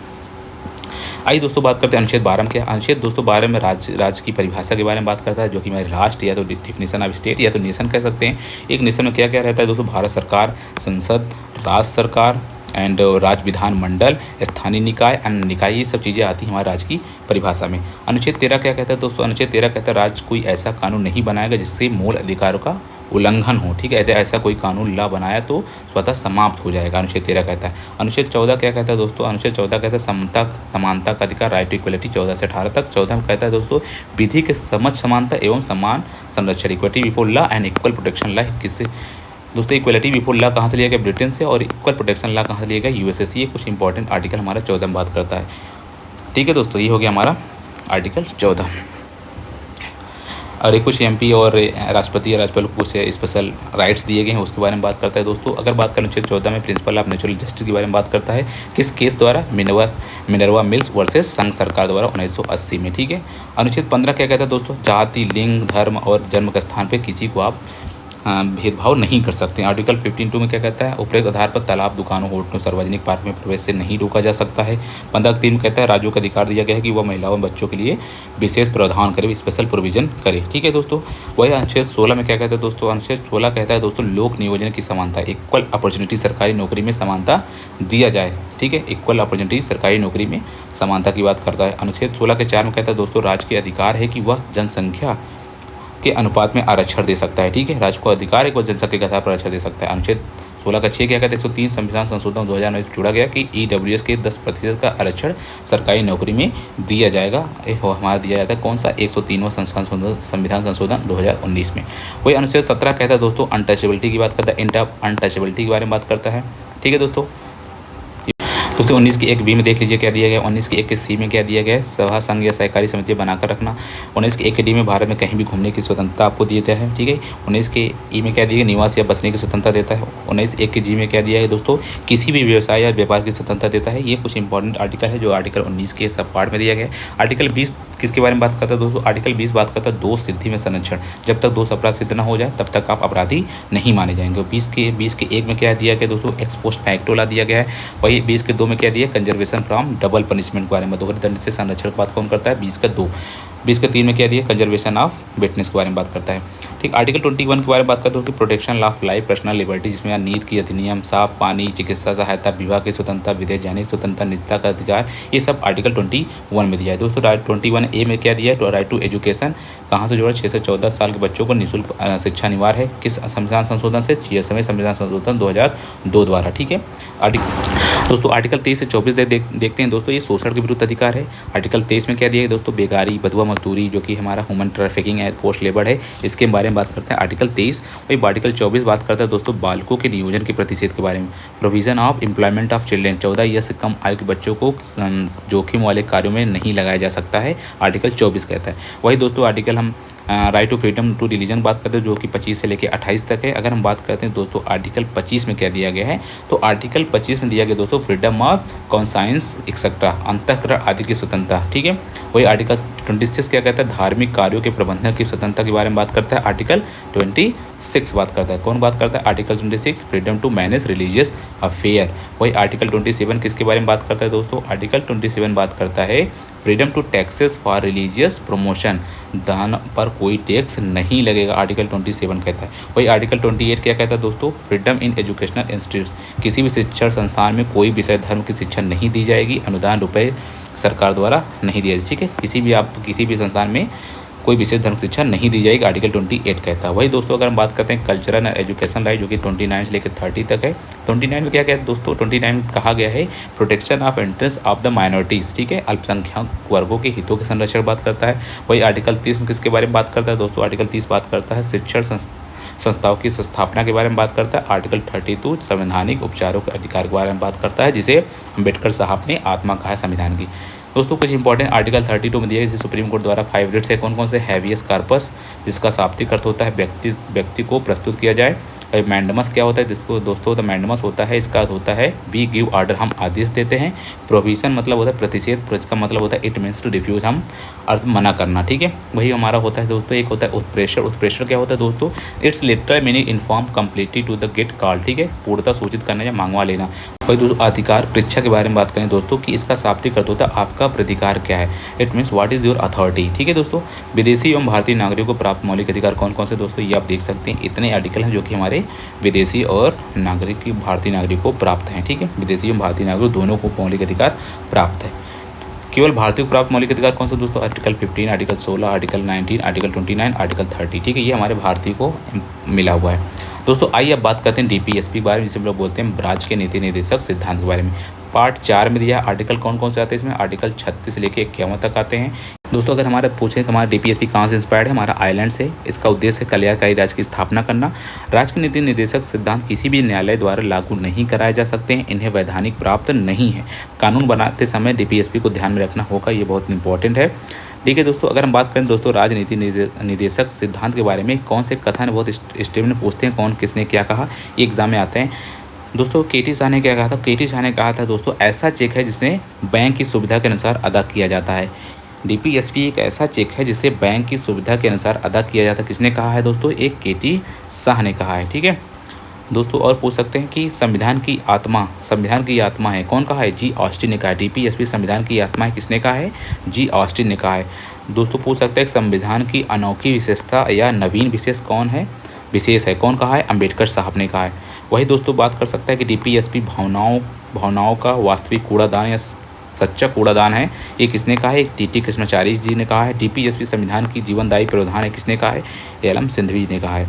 ये कुछ इंपॉर्टेंट स्टेटमेंट है दोस्तों जो कि एग्जाम में पूछ सकता है डीपीएसपी से रिलेटेड स्टेटमेंट। ठीक है, इसको आप याद कर लीजिए क्योंकि बहुत बार पूछा गया कि संविधान की आत्मा किसने कहा है? जी ऑस्टिन ने कहा है। पूछ सकता है संविधान की जीवनदायी प्रावधान किसने कहा? तो एलएम सिंघवी जी ने कहा है। ये कुछ इंपॉर्टेंट स्टेटमेंट है दोस्तों जो कि डीपीएसपी स्टेटमेंट जो कि एग्जाम में पूछते रहते हैं कि किसने किसको क्या कहा। संविधान की आत्मा जैसे होगा जी ऑस्टिन ने कहा, एंड डीपीएसपी भावनाओं को वास्तविक कूड़ादान है, किसने कहा? टीटी कृष्णाचार्य जी ने कहा। ये सब ऐसा चेक है जिससे बैंक की सुविधा के अनुसार अदा किया जाता है, केटी शाह ने कहा। डीपीएसपी संविधान की जीवनदायी प्रावधान है, किसने कहा? एलएम सिंघवी जी ने कहा। ये स्टेटमेंट आपको याद करना बहुत ज़रूरी है, एक लाइन में एक स्टेटमेंट आपसे पूछ सकता है एग्जाम में। ठीक है दोस्तों, आइए दोस्तों अब देख लेते हैं इंपॉर्टेंट आर्टिकल डीपीएसपी, जैसे आर्टिकल 36 क्या कहता है? Definition of state. आर्टिकल 37 क्या कहता है? डीपीएसपी किसी भी न्यायालय द्वारा लागू नहीं कराए जा सकते हैं, इन्हें वैधानिक शक्तियाँ प्राप्त नहीं है, ये वाद योग्य नहीं है, डिबेटेबल नहीं है। वही आर्टिकल 38 क्या कहता है? कल्याणकारी राज्य के बारे में बात करता है, जिसमें सामाजिक न्याय, आर्थिक न्याय और राजनीतिक न्याय के बारे में बात करता है, प्रत्येक व्यक्तियों को मिलना चाहिए। वही आर्टिकल 39 क्या कहता है? आर्टिकल 39 कहता है राज्य के कल्याणकारी बनाने की व्यवस्था करता है। आर्टिकल 39A में क्या कहता है? राज्य प्रत्येक व्यक्ति को समान इक्वल जस्टिस एवं आर्थिक रूप से कमजोर लोगों को निःशुल्क फ्री लीगल एड सहायता देगा। ठीक है, आर्टिकल 39 का ए कहता है। आर्टिकल 39 का डी क्या कहता है? स्त्री और पुरुषों समान कार्य के लिए समान वेतन मिलना चाहिए। ठीक है, आर्टिकल 40 क्या कहता है दोस्तों? पंचायतों का गठन। दोस्तों अनुच्छेद 43 में देखते हैं तो राज्य का कर्तव्य है कि वह कृषि और उद्योग में लगे हुए सभी मजदूरों को जीवन निर्वाह के लिए उचित मजदूरी मिल सके। ठीक है, अनुच्छेद 43 के ए में दिया गया कर्मचारियों को औद्योगिक संस्थानों के प्रबंधन में भागीदार बनाया जा सके। अनुच्छेद 43 के खा में दिया गया राज्य सहकारी समितियों का गठन होना चाहिए। वही अनुच्छेद 44 में दिया गया समान नागरिक संहिता, जिसे हम लोग यूनिफॉर्म सिविल कोड कहते हैं। प्रथम राज्य कौन सा हो जाएगा? गोवा। और आज़ादी के बाद प्रथम राज्य पूछ सके तो कौन होगा? उत्तराखंड हो जाएगा। वही अनुच्छेद 45 में दिया गया 6 वर्ष के कम आयु के बच्चों के लिए प्रारंभिक बाल्यावस्था देखरेख और शिक्षा का अधिकार। अनुच्छेद 46 में क्या दिया गया दोस्तों? SC एंड ST के आर्थिक और शैक्षणिक विकास का प्रावधान होना चाहिए। ठीक है, अनुच्छेद 47 में क्या दिया गया? नशीले पदार्थों पर प्रतिबंध लगाने की बात करता है। अनुच्छेद 48 कृषि एवं पशुओं की सुरक्षा के बारे में बात करता है। अनुच्छेद 48 का पर्यावरण संरक्षण वन व वन्यजीवों की सुरक्षा के बारे में बात करता है। आर्टिकल 49 किसके बारे में बात करता है? राष्ट्रीय एवं ऐतिहासिक स्मारकों की रक्षा के बारे में बात करता है, आर्टिकल 49। वही आर्टिकल 50 किसके बारे में बात करता है? आर्टिकल 50 बात करता है कार्यपालिका और न्यायपालिका को अलग करना। ठीक है, आर्टिकल 51 किसके बारे में बात करता है? अंतर्राष्ट्रीय शांति व सुरक्षा तथा भारत की विदेश नीति से संबंधित निदेशक तत्व के बारे में बात करता है, आर्टिकल 51। आइए बात करते हैं दोस्तों फंडामेंटल ड्यूटीज़ के बारे में। दोस्तों अगर हम देखते हैं फंडामेंटल ड्यूटी किस पार्ट में आते हैं तो पार्ट आता है 4 का ए में। अनुच्छेद कौन से आता है? 51 के ए में। कहाँ से लिया गया है? वो रूस से लिया गया है। सिफारिश किया था, कौन किया था? सिफारिश किया था सरदार स्वर्ण सिंह समिति ने 1976 में। इसमें 8 मौलिक कर्तव्य सिफारिश की गई थी, 10 मौलिक कर्तव्य जोड़े गए थे। वर्तमान में आप देखेंगे तो 11 मौलिक कर्तव्य हैं। ठीक है, जो हमारा 11वां मौलिक कर्तव्य कौन सा था? तो 11वें मौलिक कर्तव्य की बात करते हैं दोस्तों, तो जो 86 संविधान संशोधन हुआ था 2002 में द्वारा जोड़ा गया था। इसमें क्या कहा गया था?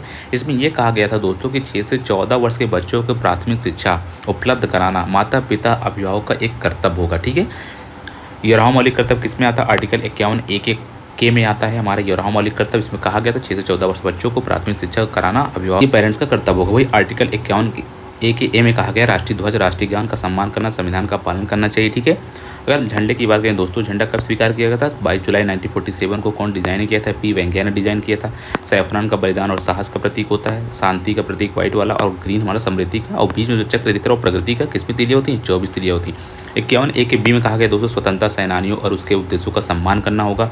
51 ए के सी में कहा गया भारत की एकता, अखंडता और संप्रभुता की रक्षा करना होगा।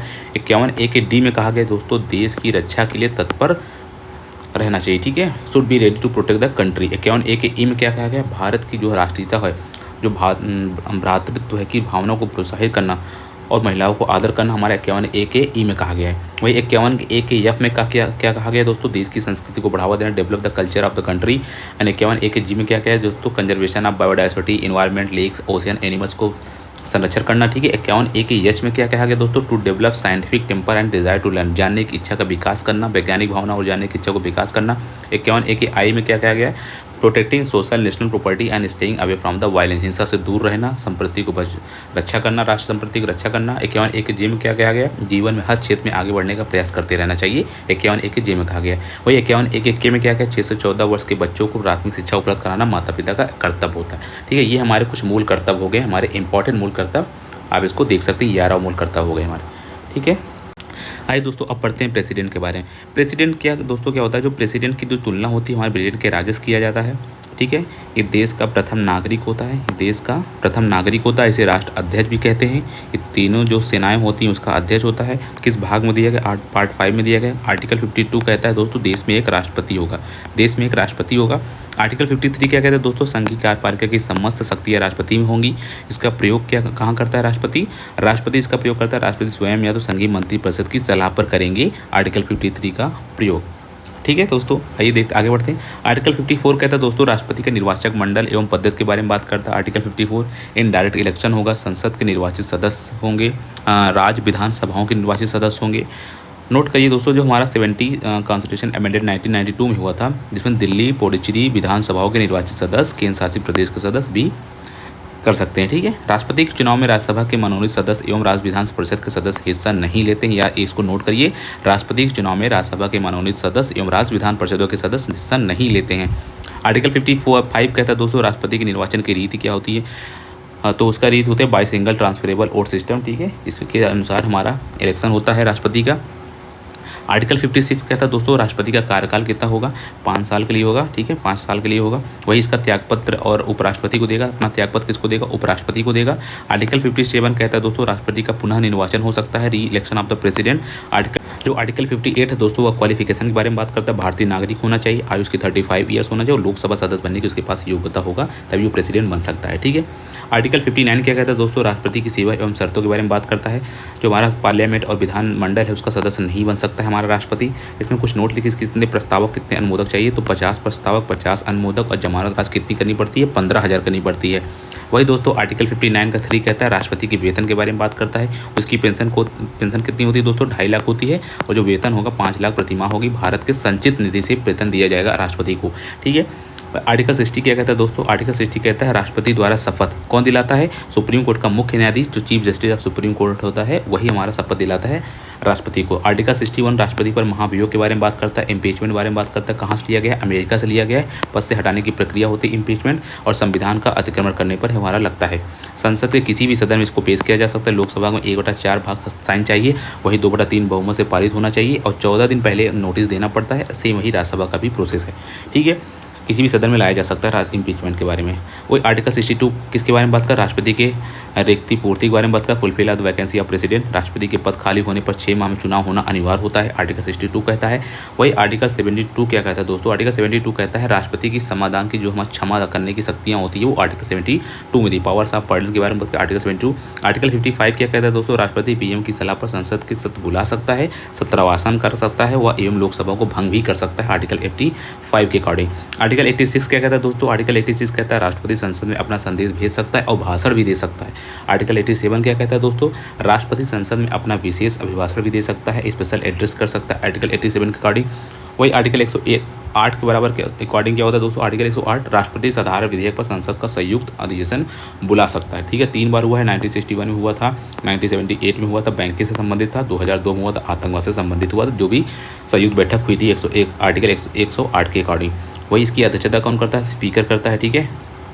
ये हो गया हमारा।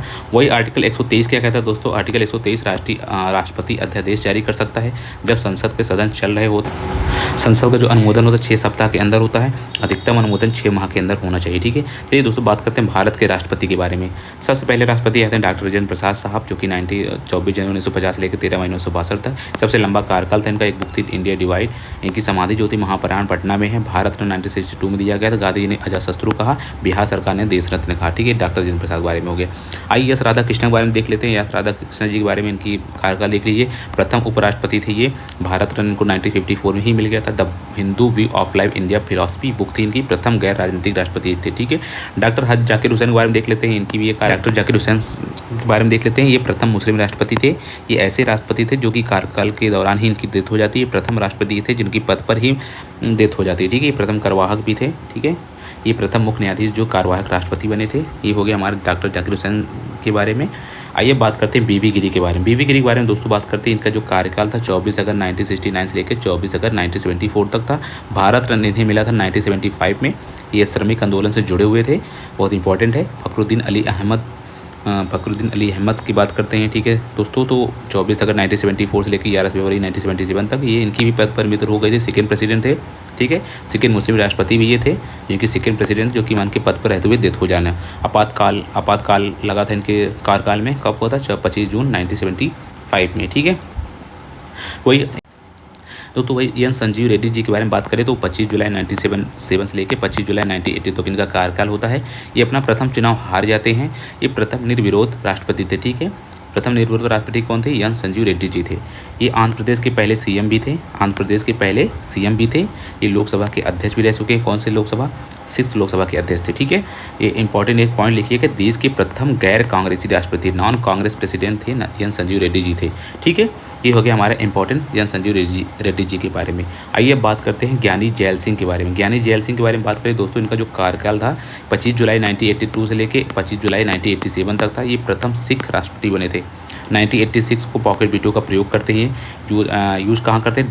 डाकघर संशोधन अधिनियम में अपना पॉकेट वीटो का प्रयोग करते हैं। 1986 में ज्ञानी जैल सिंह के बारे में कुछ इंपॉर्टेंट फैक्ट हो गया, ठीक है दोस्तों। आप इसको याद रखिएगा। हमने कुछ प्रेसिडेंट के बारे में पढ़ा। आइए कुछ इंपॉर्टेंट प्रेसिडेंट के बारे में और पढ़ लेते हैं। जैसे बात करते हैं आर वेंकटरमन के बारे में। इनके जो कार्यकाल था 25 जुलाई 1987 से लेकर 25 जुलाई 1992 तक था, ठीक है। ये हो गया इनका कार्यकाल, ठीक है। अगर बात करें दोस्तों एक प्रेसिडेंट जी और थे, वो शंकर दयाल शर्मा जी थे। 25 जुलाई 1992 से लेकर 25 जुलाई 1997 तक इनका कार्यकाल चला था, ठीक है। ये आप देख लीजिए इसको।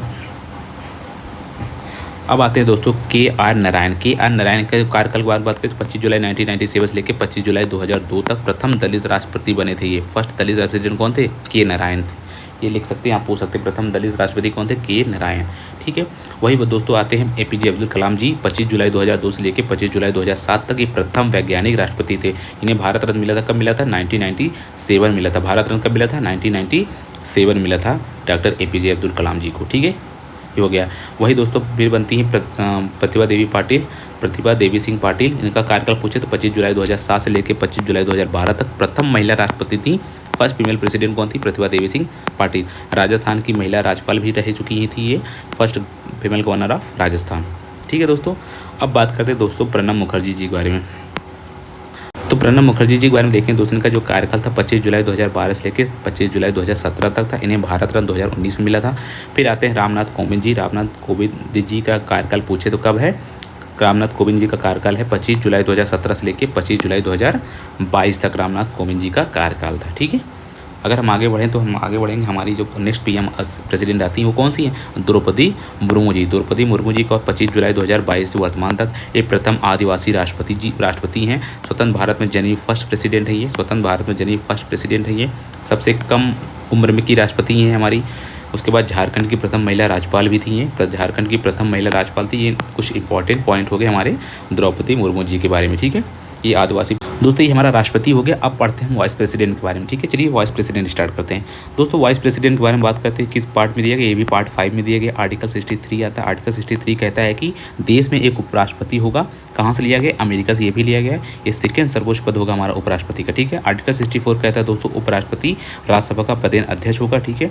आर्टिकल 65 कहता है उपराष्ट्रपति कार्यवाहक राष्ट्रपति के रूप में भी कार्य करेगा।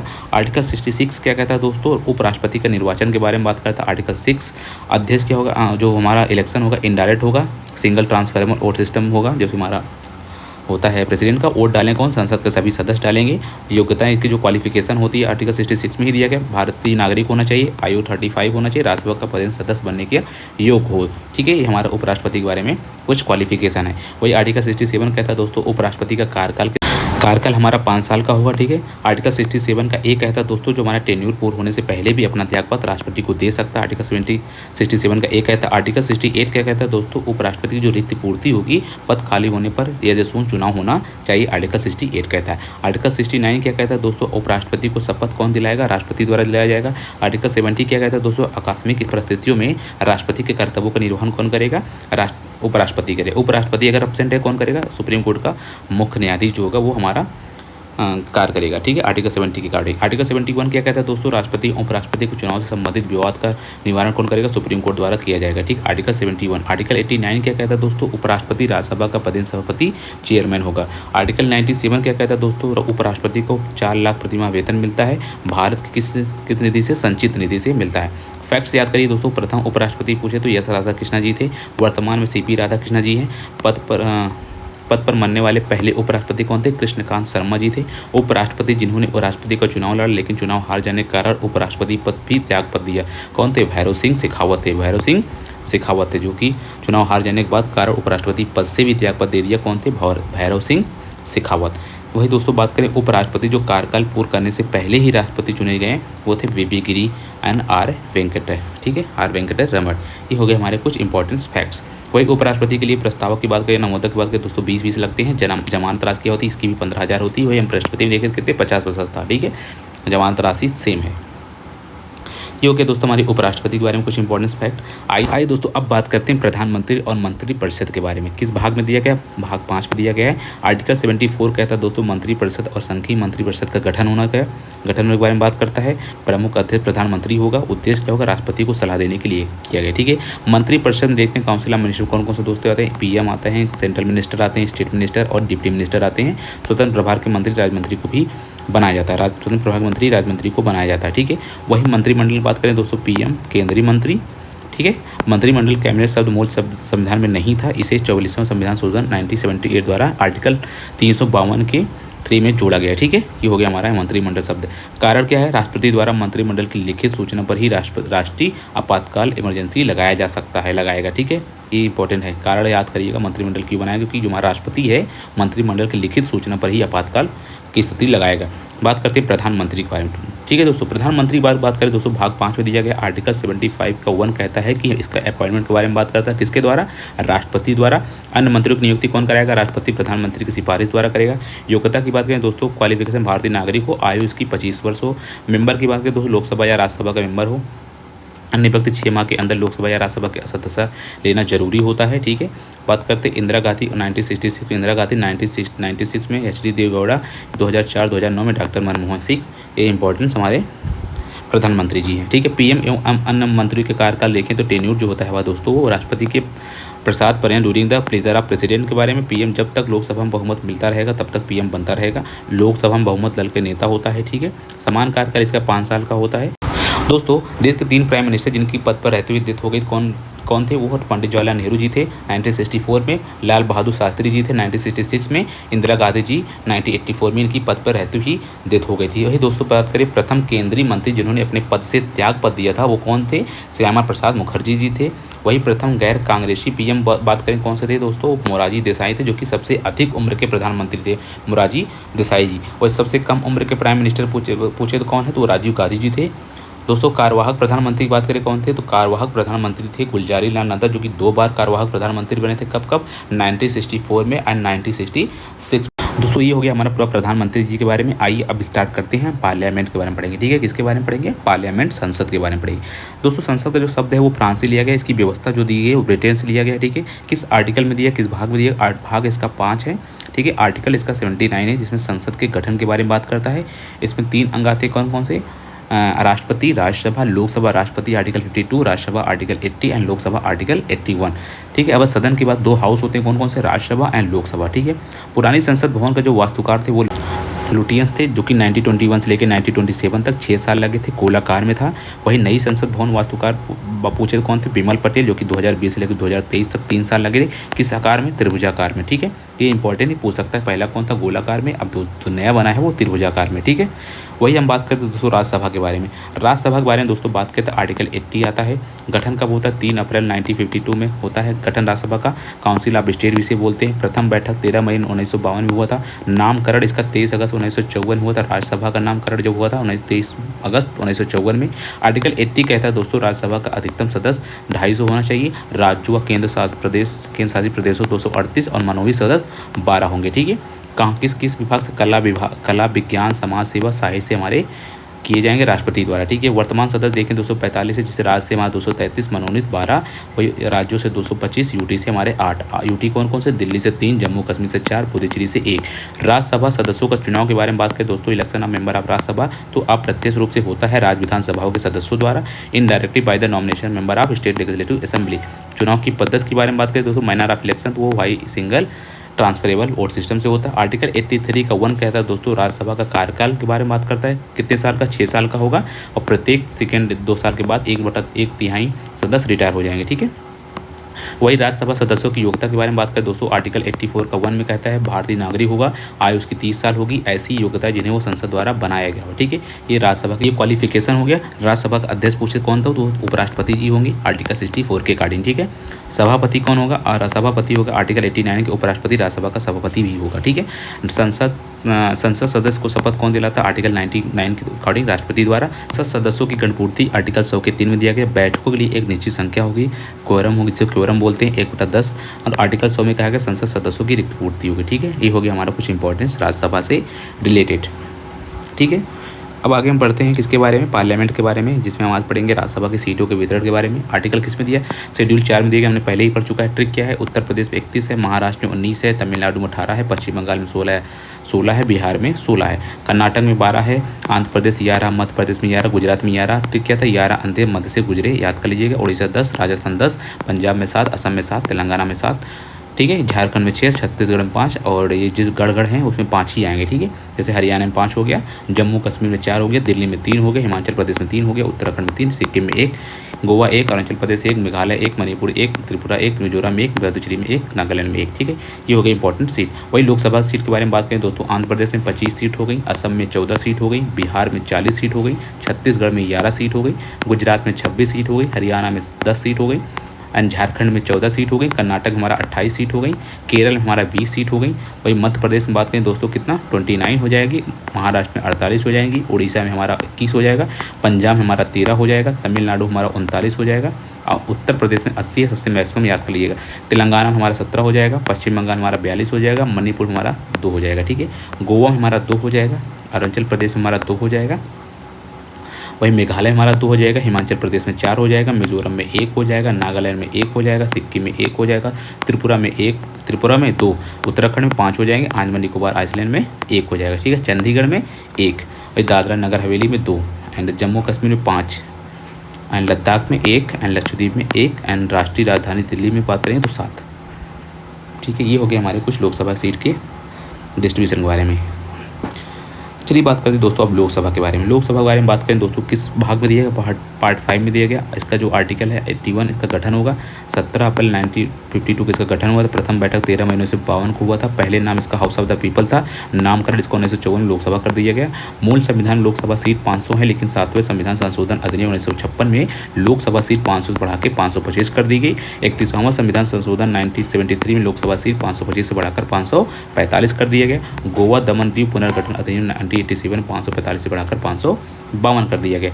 104वां संविधान संशोधन अधिनियम 2019 के बाद द्वारा आर्टिकल 331 का अकॉर्डिंग समाप्त कर दिया गया दोस्तों इसको, ठीक है। राष्ट्रपति द्वारा 2 एंग्लो इंडियन लोकसभा मनोनीत किए जाते हैं, लेकिन अब नहीं किए जाएंगे। अब लोकसभा अधिकतम संख्या 550 है, जिसमें राज्यों से 530, केंद्र शासित प्रदेशों से 20 हो जाएगा। ठीक है, वर्तमान अगर बात करें दोस्तों 543 है, जिससे राज्यों से 524, यूटी से 19 सीट। ठीक है, आर्टिकल 300 के अकॉर्डिंग लोकसभा में एससी और एसटी के लिए आरक्षण की व्यवस्था की गई है।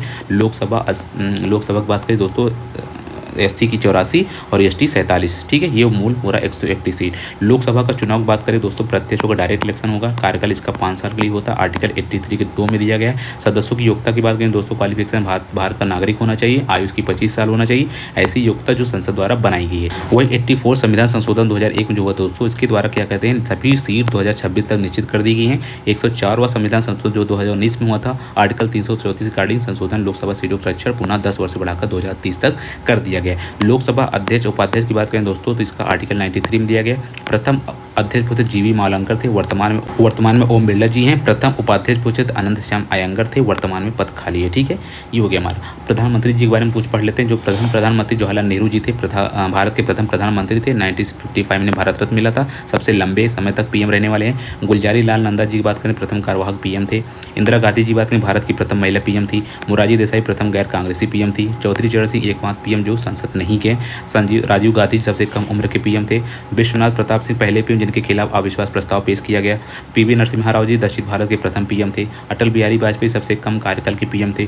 और मोदी जी तीसरी बार पीएम बनने वाले व्यक्ति हुए। ठीक है, आइए अब बात करते हैं हम अटॉर्नी जनरल के बारे में। इसका जो पद है ब्रिटेन से प्रेरित है। ठीक है, भारत का सबसे बड़ा विधि अधिकारी है, लॉ ऑफिसर है। संविधान भाग 5 में इसके बारे में दिया गया। आर्टिकल 76 कहता है दोस्तों महान्यायवादी की नियुक्ति अपॉइंटमेंट ऑफ अटॉर्नी जनरल के बारे में बात करता है। राष्ट्रपति द्वारा केंद्र सरकार की सिफारिश भी होगा। कार्यकाल की बात करें दोस्तों इसकी during the pleasure of president, जब तक प्रेसिडेंट चाहेगा तब तक इसका कार्यकाल रहेगा। तो वही महान्यायाधीश की सहायता के बारे में बात करें, 2 लोग हैं कौन, सॉलिसिटर जनरल और एडिशनल सॉलिसिटर जनरल। ठीक है, प्रथम महान्यायाधीश कौन थे, MC सीतलवाड़, और वर्तमान देखें तो R वेंकट रमणे। ठीक है, प्रथम सॉलिसिटर जनरल की बात करें CK दफ्तरी, वर्तमान देखें तुषार मेहता जी। ठीक है, आर्टिकल 88 क्या कहता है दोस्तों, महान्यायाधीश संसद की कार्यवाही में हिस्सा ले सकता है, लेकिन विचार विमर्श कर सकता है, लेकिन वोट नहीं दे सकता है। ये इंपॉर्टेंट आर्टिकल 88। ठीक है, इसको याद रखिए, वोट नहीं दे सकता है। वही महान्यायवादी के कार्य एवं कर्तव्य के बारे में बात करें दोस्तों, भारत सरकार के वकील एज एडवोकेट के रूप में कार्य करेगा। भारत के किसी भी न्यायालय में भारत सरकार का पक्ष रख सकता है। भारत के किसी भी न्यायालय में सुनवाई करवा सकता है। ये महान्यायवादी के कुछ कर्तव्य हैं, वर्क हैं, ड्यूटीज हैं। ठीक है, अब देख लीजिए एंड नोट लिखिए दोस्तों, महान्यायवादी भारत सरकार का पूर्णकालिक वकील नहीं है। यह अपनी निजी केस भी लड़ सकता है, लेकिन ऐसा कोई केस नहीं लड़ेगा जो भारत सरकार के खिलाफ हो। ठीक है, ये इंपॉर्टेंट नोट है, इसको आप लिख सकते हैं। ठीक है, आगे बढ़ते हैं। आर्टिकल 105 क्या कहता है दोस्तों, महान्यायवादी के विशेषाधिकार स्पेशल राइट के वर्णन करता है। वेतन संविधान में नहीं है, 2.5 लाख प्रतिमाह मिलेगा, लेकिन संविधान में नहीं है इसके वेतन के बारे में। ठीक है, राज महाधिवक्ता एडवोकेट जनरल ऑफ स्टेट के बारे में बात करते हैं दोस्तों। राज्य का सबसे बड़ा विधि अधिकारी होता है, लॉ ऑफिसर होता है। भाग 6 में दिया गया, आर्टिकल 165 में दिया है। राज महाधिवक्ता की नियुक्ति राज्यपाल द्वारा होगा, जिस प्रकार से राष्ट्रपति करता है हमारा महान्यायवादी जी का। ठीक है, राज्य मंत्री परिषद की सलाह पर योग्यताएं क्वालिफिकेशन बात करें तो हाई कोर्ट के जज बनने का जो योग्य होता है वही हमारा क्वालिफिकेशन राज्य के महाधिवक्ता की होती है। कार्यकाल पूछे दोस्तों, राज्यपाल के गवर्नर जब तक गवर्नर चाहेगा तब तक इसका कार्यकाल रहेगा। आर्टिकल 177 क्या कहता है दोस्तों, महाधिवक्ता राज्य विधानमंडल की कार्यवाही में हिस्सा ले सकता है, लेकिन वोट नहीं दे सकता, इसको याद रखिएगा। यूपी के प्रथम राज्य महाधिवक्ता की बात करें कौन थे, KL मित्र थे, कन्हैया लाल मिश्र। वर्तमान में देखें दोस्तों अजय कुमार मिश्रा जी हैं। और वेतन देखें संविधान में नहीं दिया, बट इसका 2.25 लाख रुपये इसका वेतन होगा। ठीक है, 2.25 लाख रुपये इसका वेतन होगा।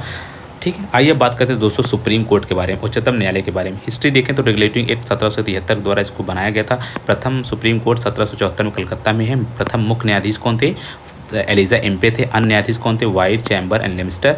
वही नोट लिखिए 1800 में मद्रास में, 1823 में बॉम्बे सुप्रीम कोर्ट का गठन हुआ। वही भारत शासन अधिनियम 1935 अकॉर्डिंग देखते हैं दोस्तों, संघीय न्यायालय का होता है कहाँ पर, फेडरल कोर्ट दिल्ली में। प्रथम मुख्य न्यायाधीश फर्स्ट चीफ जस्टिस मोरिस थे। अन्य न्यायाधीश कौन थे, 4 अंग्रेज थे, 2 भारतीय कौन से, यमा जैकब, शाह मोहम्मद सुलेमान।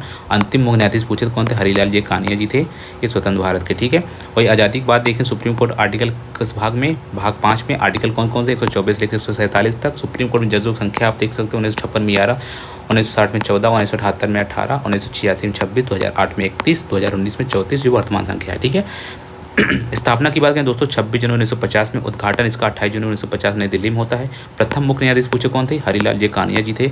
अन्य न्यायाधीश 7 थे, 1+7 आज भी संविधान में यही लिखा है। हम समय समय पर सुप्रीम कोर्ट जजों की संख्या साधारण बहुमत से बढ़ाई जा सकती, इसके लिए संविधान संशोधन की आवश्यकता नहीं है। ठीक है, ये कुछ इंपॉर्टेंट पॉइंट हो गए आप सुप्रीम कोर्ट के रिलेटेड। ठीक है, आगे बढ़ते हैं। दोस्तों अगर हम आगे देखते हैं तो हमें देखने को मिलता है सुप्रीम कोर्ट का गठन किस में दिया गया, आर्टिकल 124 के 1 में, ठीक है, दिल्ली में, ठीक है। जजों की नियुक्ति कहाँ होगी, अपॉइंटमेंट ऑफ जज राष्ट्रपति द्वारा करेगा 124 के 2 में। जजों की जो योग्यता जो क्वालिफिकेशन है आर्टिकल 124 के 3 में दिया गया है। भारतीय का नागरिक होना चाहिए, 5 वर्षों तक या 2 से अधिक हाईकोर्ट में जज रहा हो, 10 वर्षों तक या 2 से अधिक हाईकोर्ट में वकालत की प्रैक्टिस की हो, एंड तीसरा क्या, राष्ट्रपति के अनुसार कानून का ज्ञाता हो, ठीक है। प्रथम मेल जस्टिस पूछे तो कौन है, एम सीकरी, और प्रथम फीमेल जस्टिस पूछे तो इंदु मल्होत्रा, ठीक है। आर्टिकल 124 के 4 में क्या कहता है दोस्तों, सुप्रीम कोर्ट के जजों को पद से हटाने की व्यवस्था दी गई है। आर्टिकल 124 के 5 में क्या गया है दोस्तों, सुप्रीम कोर्ट के जजों को पद से हटाने की प्रक्रिया, सुप्रीम कोर्ट जज पर कौन सा है, एक the probe misbehaviour and in capacity, जिसे मान करते हैं असमर्थता के बारे में बात किया गया, ठीक है। इसके द्वारा हम हटा सकते हैं जजों को। संसद के किसी सदन प्रस्ताव पेश किया जा सकता है, पेश करने के लिए लोकसभा में 100 सदस्यों के हस्ताक्षर और राज्यसभा में 50 सदस्यों का हस्ताक्षर, दोनों सदनों में से 2/3 बहुमत से प्रस्ताव पास हो सकता है, ठीक है। प्रथम बात करते हैं कितनी बार, बी रामास्वामी 1991 में प्रस्ताव लाया गया था लेकिन पास नहीं हुआ था, बी रामास्वामी के ऊपर, ठीक है। ये हो गया हमारा कुछ इंपॉर्टेंट पॉइंट सुप्रीम कोर्ट से रिलेटेड। और आगे देखते हैं कुछ और पढ़ते हैं इसके बारे में, ठीक है। ये हो गया हमारा 2/3 बहुमत से प्रस्ताव पास हो सकता है। आर्टिकल 124(6) क्या कहता है, सुप्रीम कोर्ट के जजों के शपथ के बारे में बात करता है, कौन दिलाएगा, राष्ट्रपति दिलाएगा, ठीक है। आर्टिकल 124 का 7 कहता है दोस्तों, सुप्रीम कोर्ट के जजों पर प्रतिबंध लगाता है, सेवानिवृत्ति के बाद किसी न्यायालय में वकालत नहीं कर सकते हैं। आर्टिकल 125 कहता है दोस्तों, सर्वोच्च न्यायालय के न्यायाधीशों के वेतन एवं भत्ते के बारे में बात करते हैं। भारत के संचित न्यायाधीश का वेतन होगा, चीफ जस्टिस का 2,80,000, वही जज का 2.5 लाख, ठीक है। आर्टिकल 126 कहता है सुप्रीम कोर्ट में कार्यवाहक मुख्य न्यायाधीश की नियुक्ति। आर्टिकल 127 कहता है सुप्रीम कोर्ट में तथा न्यायाधीशों की नियुक्ति, ठीक है, राष्ट्रपति की सलाह पर मुख्य न्यायाधीश द्वारा, ठीक है। ये हो गया हमारा आर्टिकल 127। वही हम बात करते हैं आर्टिकल 128 में क्या गया है, आर्टिकल 128 में कहा गया सुप्रीम कोर्ट में सेवानिवृत्त न्यायाधीशों की नियुक्ति। आर्टिकल 129 में कहा गया सुप्रीम पर एक अभिलेख न्यायालय कोर्ट ऑफ रिकॉर्ड होगा। आर्टिकल 123 कहता है सुप्रीम कोर्ट का स्थान दिल्ली में होगा, ठीक है। एंड आर्टिकल 131 कहता है सुप्रीम कोर्ट का प्रारंभिक क्षेत्राधिकार, मूल अधिकारों से संबंधित मामला, केंद्र और राज्यों का मत विवाद, राज्यों में मतभेद, ये सब हमारा आर्टिकल 131 में दिया गया, ठीक है। वही हम बात करते हैं आर्टिकल 132 में, सुप्रीम कोर्ट आर्टिकल 132 में देखते हैं दोस्तों, सुप्रीम कोर्ट अपीली क्षेत्राधिकारी के बारे में बात करता है। आर्टिकल 133 में सिविल मामलों में सुप्रीम कोर्ट में अपील की बात करता है। आर्टिकल 134 आपराधिक मामलों में सुप्रीम कोर्ट में अपील की बात करता है। आर्टिकल 135 सुप्रीम कोर्ट में संघीय न्यायालय फेडरल कोर्ट के रूप में काम करेगा, ये इंपॉर्टेंट, इसको याद रखिएगा। आर्टिकल 136 कहता है कुछ विशेष मामलों में सुप्रीम कोर्ट में अपील। आर्टिकल 137 कहता है सुप्रीम कोर्ट का न्यायिक पुनरावलोकन होगा। आर्टिकल 138 कहता है सुप्रीम कोर्ट की अधिकारिता में वृद्धि की बात करता है। आर्टिकल 139 कुछ विशेष मामलों में रिट्स जारी करने की शक्ति करता है। आर्टिकल 140 सुप्रीम कोर्ट की सहायक शक्तियों के बारे में बात करता है, ये भी इंपॉर्टेंट, इसको लिख लीजिएगा। आर्टिकल 141 कहता है सुप्रीम कोर्ट द्वारा बनाए गए कानून लॉ सभी न्यायालयों में द्वारा मानना अनिवार्य होगा। आर्टिकल 143 कहता है सर्वोच्च न्यायालय में राष्ट्रपति द्वारा सलाह ली जा सकती है। आर्टिकल 145 कहता है सुप्रीम कोर्ट के नियम के रूल के बारे में बात करता है। आर्टिकल 145 मोस्ट इंपॉर्टेंट फैक्ट बात करें तो प्रथम भारतीय महिला जज कौन थी, अन्ना चांडी थी। प्रथम भारतीय महिला जज कौन थी, मीरा शाही फातिमा बीबी थी। प्रथम भारतीय महिला मुख्य न्यायाधीश कौन थी, लीला सेठ थी। 2027 में प्रथम महिला मुख्य न्यायाधीश कौन बनी, बीबी नागरत्ना, ठीक है, बीबी नागरत्ना बन सकती हैं, ठीक है। सुप्रीम कोर्ट में प्रथम मुख्य न्यायाधीश जिन्होंने कार्यवाहक राष्ट्रपति एक्टिंग प्रेसिडेंट रूप में काम किया था वो थे एम हिदायतुल्लाह, ये इंपॉर्टेंट पॉइंट, इसको याद रख लीजिएगा। वही बात करते हैं दोस्तों, आइए बात करते हैं सीएजी के बारे में। CAG controller and auditor general, नियंत्रक एंड महालेखा परीक्षा के बारे में बात करते हैं। आर्टिकल पार्ट 5 में आर्टिकल 148 से 151 की बात करता है। ये कहाँ से इंस्पायर्ड है, ब्रिटेन से इंस्पायर्ड है। आज़ादी से पहले 1858 में पद बना था महालेखा निरीक्षक जनरल। प्रथम महालेखा परीक्षक 1860 में एंड्रम ड्रमंड थे, ठीक है। आज़ादी के बाद पद का नाम संविधान में नियंत्रक एवं महालेखा परीक्षक कर दिया गया, ठीक है। सीएजी प्रथम अगर पूछे कौन थे तो वी नरहरी राव थे, वी नरहरी राव, ठीक है। वर्तमान में पूछे कौन है तो सीएजी के संजय मूर्ति जी हैं, ठीक है। ये हो गया हमारे कुछ इंपॉर्टेंट पॉइंट सीएजी से, ठीक है। ये हो गया, आगे बढ़ते हैं। आगे हम देखते हैं तो हम देखेंगे दोस्तों जो आर्टिकल 148 है इसमें कहा गया है सीएजी की नियुक्ति अपॉइंटमेंट ऑफ सीएजी की बात करता है राष्ट्रपति द्वारा केंद्रीय सरकार की सिफारिश पर। वही क्वालिफिकेशन आप बात करें सीएजी का तो संविधान में नहीं है, संसद द्वारा आईएएस को जो दी जाती है वही सीएजी की होगी। शपथ की बात करें तो राष्ट्रपति द्वारा, कार्यकाल की बात करें तो 6 साल या 65 साल जो पहले हो जाए। सीएजी के कार्य एवं कर्तव्य की बात करें दोस्तों आर्टिकल 149 में दिया गया है। 1950 में 1976 सीएजी जो भारत सरकार के लिए अकाउंटिंग और ऑडिटिंग का काम करता था, वही 1976 में एक नया पद जोड़ा गया CGA controller general of account, ठीक है। ये हो गया अकाउंटिंग के लिए करता है, अकाउंटिंग के लिए हमारा पहले दोनों लिए करता था लेकिन अब जो सीजीए बन गया वो अकाउंटिंग काम करेगा, ठीक है। सीएजी द्वारा 1976 वर्तमान तक भारत सर के केवल ऑडिटिंग का कार्य ही करता था, केवल ऑडिटिंग काम ही करता था, ठीक है। ये हो गया हमारा ये कुछ इंपॉर्टेंट पॉइंट हमारा सीजीए और सीएजी के बारे में, ठीक है। अब आगे बढ़ते हैं दोस्तों, हम पढ़ते हैं अब ठीक है दोस्तों, कुछ और पॉइंट देख लेते हैं। जैसे हमने पढ़ा कि जो सीएजी था वो आर्टिकल 149 में इसके भारत सरकार के लिए 2 कार्य करता था। कौन था? अकाउंटिंग और ऑडिटिंग का, हिसाब की जांच और जांच की काम करता था। ठीक है, 1976 में एक नया पद जोड़ दिया गया। कौन सा पद आया? सीजीए। ठीक है, जिसका काम था सिर्फ अकाउंटिंग का। ठीक है, 1950 में वर्तमान तक सीएजी राज्य सरकारों के लिए अकाउंटिंग ऑडिटिंग दोनों कार्य करता था। आर्टिकल 150 में लिखा गया था लेखाओं के ड्राफ्ट तैयार करना कौन करेगा? सीएजी तैयार करेगा। वही आर्टिकल 151 में सीएजी अपनी रिपोर्ट राष्ट्रपति को सौंपेगा। इसके बारे में बात किया गया है। कुछ फैक्ट देख लेते हैं दोस्तों। अगर पूछेगा प्रथम सीएजी कौन है तो वी नरहरि राव। प्रथम वर्तमान सीएजी कौन है? संजय मूर्ति। सीजीए कौन है? सीएस स्वामीनाथन। और वर्तमान में टीसीए कल्याणी। वही राज्यपाल के बारे में बात करते हैं दोस्तों। राज्यपाल का जो पद है वो राज्य का संवैधानिक प्रमुख होगा। राज्यों में राष्ट्रपति के प्रतिनिधि के रूप में कार्य करेगा। पद की बात करें, भारत शासन अधिनियम 1935 से लिया गया है। नियुक्ति कनाडा के संविधान से की व्यवस्था की गई है। ठीक है, संविधान में देखें तो भाग 6 में राज्यों का संविधान के बारे में बात किया गया। आर्टिकल 153 कहता है दोस्तों प्रत्येक राज्य में एक राज्यपाल होगा। वही एक नोट लिखिए, जो हमारा 7वां कॉन्स्टिट्यूशन अमेंडमेंट 1956 में हुआ था उसमें कहा गया था एक राज्यपाल 2 या 2 से अधिक राज्यों का राज्यपाल बनाया जा सकता। वही आर्टिकल 154 क्या कहता है दोस्तों? आर्टिकल 154 कहता है कि राज्य कार्यपालिका की समस्त शक्तियां राज्यपाल में होंगी। इन शक्तियों का प्रयोग राज्यपाल स्वयं या राज्य मंत्रिपरिषद की सलाह पर करेगा। आर्टिकल 155 क्या कहता है दोस्तों? राज्यपाल की नियुक्ति के बारे में बात करता है। किसके द्वारा? राष्ट्रपति द्वारा और संघीय मंत्रिपरिषद की सलाह पर। आर्टिकल 156 कहता है दोस्तों राज्यपाल का कार्यकाल के बारे में बात करता है। कितना कार्यकाल होगा? 5 साल के लिए। संविधान में तो नहीं है लेकिन हमारा 5 साल उसका रखा गया है। आर्टिकल 157 क्या कहता है दोस्तों? राज्यपाल की ये क्वालिफिकेशन के बारे में बात करता है। नागरिक, भारत का नागरिक और आयु उसकी 35 साल होना चाहिए। आर्टिकल 158 कहता है दोस्तों राज्यपाल की सेवा शर्तों एवं वेतन भत्तों के बारे में बात करता है। 3.5 लाख प्रतिमाह राज्य के संचित निधि से लिया जाएगा। पेंशन की बात करते हैं, भारत के संचित निधि से दिया जाएगा। जब राज्यपाल 2 या राज्यों का राज्यपाल हो तब दोनों राज्यों में वेतन देना होगा। ठीक है, ये निर्धारण कौन करता है? राष्ट्रपति करता है। आर्टिकल 159 कहता है दोस्तों राज्यपाल की शपथ के बारे में बात करता है। संबंधित राज्य का मुख्य न्यायाधीश द्वारा किया जाएगा। आर्टिकल 161 कहता है राज्यपाल की क्षमादान की शर्तों के बारे में बात करता है। फांसी की सज़ा माफ़ नहीं कर सकता है। कोर्ट मार्शल सजा माफ़ नहीं कर सकता। ये 2 माफ़ सजा है जो कि माफ़ नहीं कर सकता आर्टिकल 161 का। आर्टिकल 174 कहता है दोस्तों राज्यपाल द्वारा विधानमंडल में सत्र बुलाया जा सकता है। विधानसभा में सीएम की सलाह पर भंग भी करा सकते हैं। आर्टिकल 175 कहता है दोस्तों राज्यपाल विधानमंडल में अपना संदेश में से भेज सकता है एवं अभिभाषण भी दे सकता है। आर्टिकल 176 कहता है दोस्तों राज्यपाल विधानमंडल प्रथम सत्र में विशेष अभिभाषण दे सकता है, स्पेशल एड्रेस कर सकता है। आर्टिकल 213 क्या कहता है दोस्तों? राज्यपाल द्वारा अध्यादेश जारी किया जा सकता है। 6 सप्ताह के अंदर अनुमोदन होगा और 6 माह के लिए अनुमोदन होगा। ठीक है, आइए बात करते हैं दोस्तों स्टेट लेजिस्लेचर के बारे में। पार्ट 6 में दिया गया आर्टिकल 168 में गठन की बात करता है। अंग की बात करें कौन सा स्टेट लेजिस्लेचर? राज्यपाल, विधान परिषद, विधानसभा।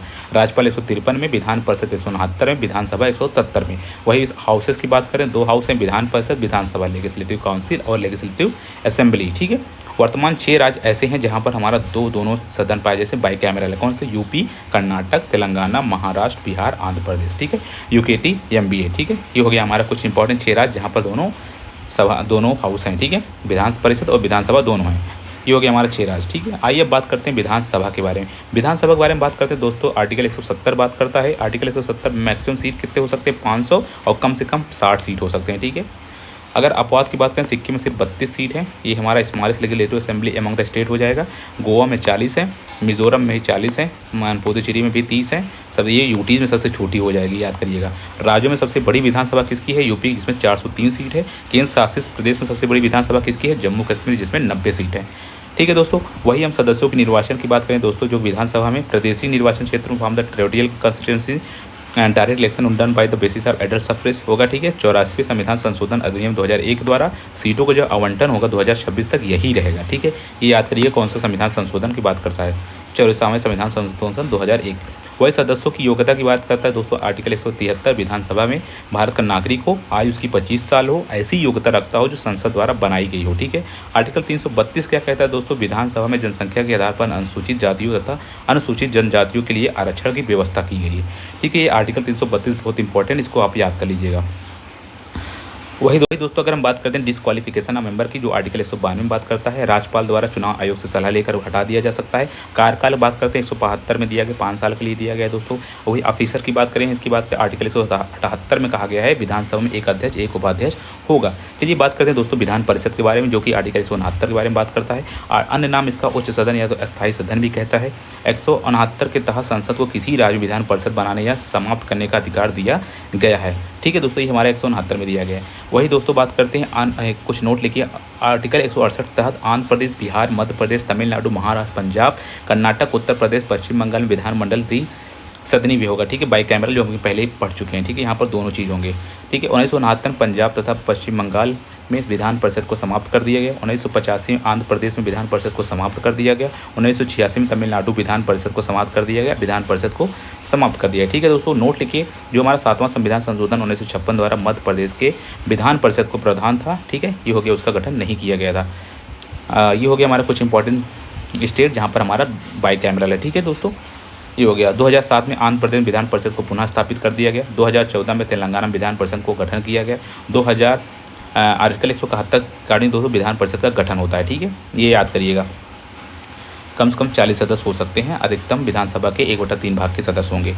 वही सदस्यों के निर्वाचन की बात करें दोस्तों, आर्टिकल 171 के 3 में दिया गया है, विधान परिषद के सदस्यों को चुनाव अप्रत्यक्ष या अनुपातिक प्रतिनिधित्व पद्धति के अनुसार एकल संक्रमणी मत द्वारा होगा, ठीक है। विधानसभा के निर्वाचक मंडल दोस्तों बात करता है 1/3 सदस्यों का निर्वाचन विधानसभा सदस्यों द्वारा होगा। स्थानीय संस्थाओं के निर्वाचक मंडल की बात करें दोस्तों, विधान परिषद के 1/3 सदस्य नगर पालिका, जिला पंचायत तथा अन्य स्थानीय संस्थाओं द्वारा होगा। शिक्षा निर्वाचक मंडल देखें तो विधान परिषद के सदस्यों का 1/12 भाग माध्यमिक शिक्षा से।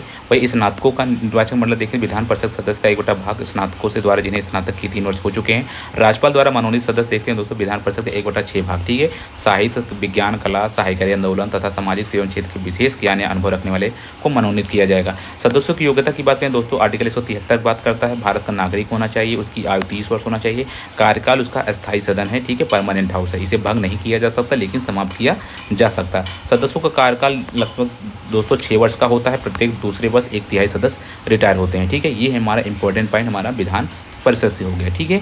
आगे बढ़ते हैं, आप देखते हैं हम हाई कोर्ट के बारे में देख लेते हैं दोस्तों। हाई कोर्ट के बारे में देखते हैं दोस्तों कि भारतीय उच्च न्यायालय के अधिनियम 1861 में 3 हाई कोर्ट बनाए गए थे। कौन कौन से? Calcutta high court and Bombay high court and Madras high court. 1 July 1862 Kolkata and 14 अगस्त 1862 को बॉम्बे एंड 15 अगस्त 1862 को Madras high court. Allahabad high court दोस्तों कब बनाया गया था? 1866 में। संविधान उच्च न्यायालय की बात करते हैं पार्ट 6 में आर्टिकल 214 से लेकर 231 तक बात करता है। एस्टेब्लिशमेंट में बात करें दोस्तों, आर्टिकल 214 प्रत्येक राज्य में एक उच्च न्यायालय होगा। वर्तमान 25 हाई कोर्ट है। 25वां पूछे कौन सा दोस्तों? आंध्र प्रदेश हाई कोर्ट 1 जनवरी 2019 को बनाया गया था। आर्टिकल 231 में 2 या 2 से अधिक राज्यों में एक केंद्र शासित प्रदेश का कॉमन हाई कोर्ट बनाया जा सकता है। एग्जाम्पल जैसे दोस्तों मुंबई का high court, Calcutta high court, Guwahati high court सब कॉमन है। वही आर्टिकल 241 कहता है दोस्तों केंद्र शासित प्रदेश अपना अलग सेपरेट हाई कोर्ट बना सकता है। भाग 8 में दिया गया है, ठीक है। आर्टिकल जैसे 1966 में दिल्ली हाई कोर्ट हो गया।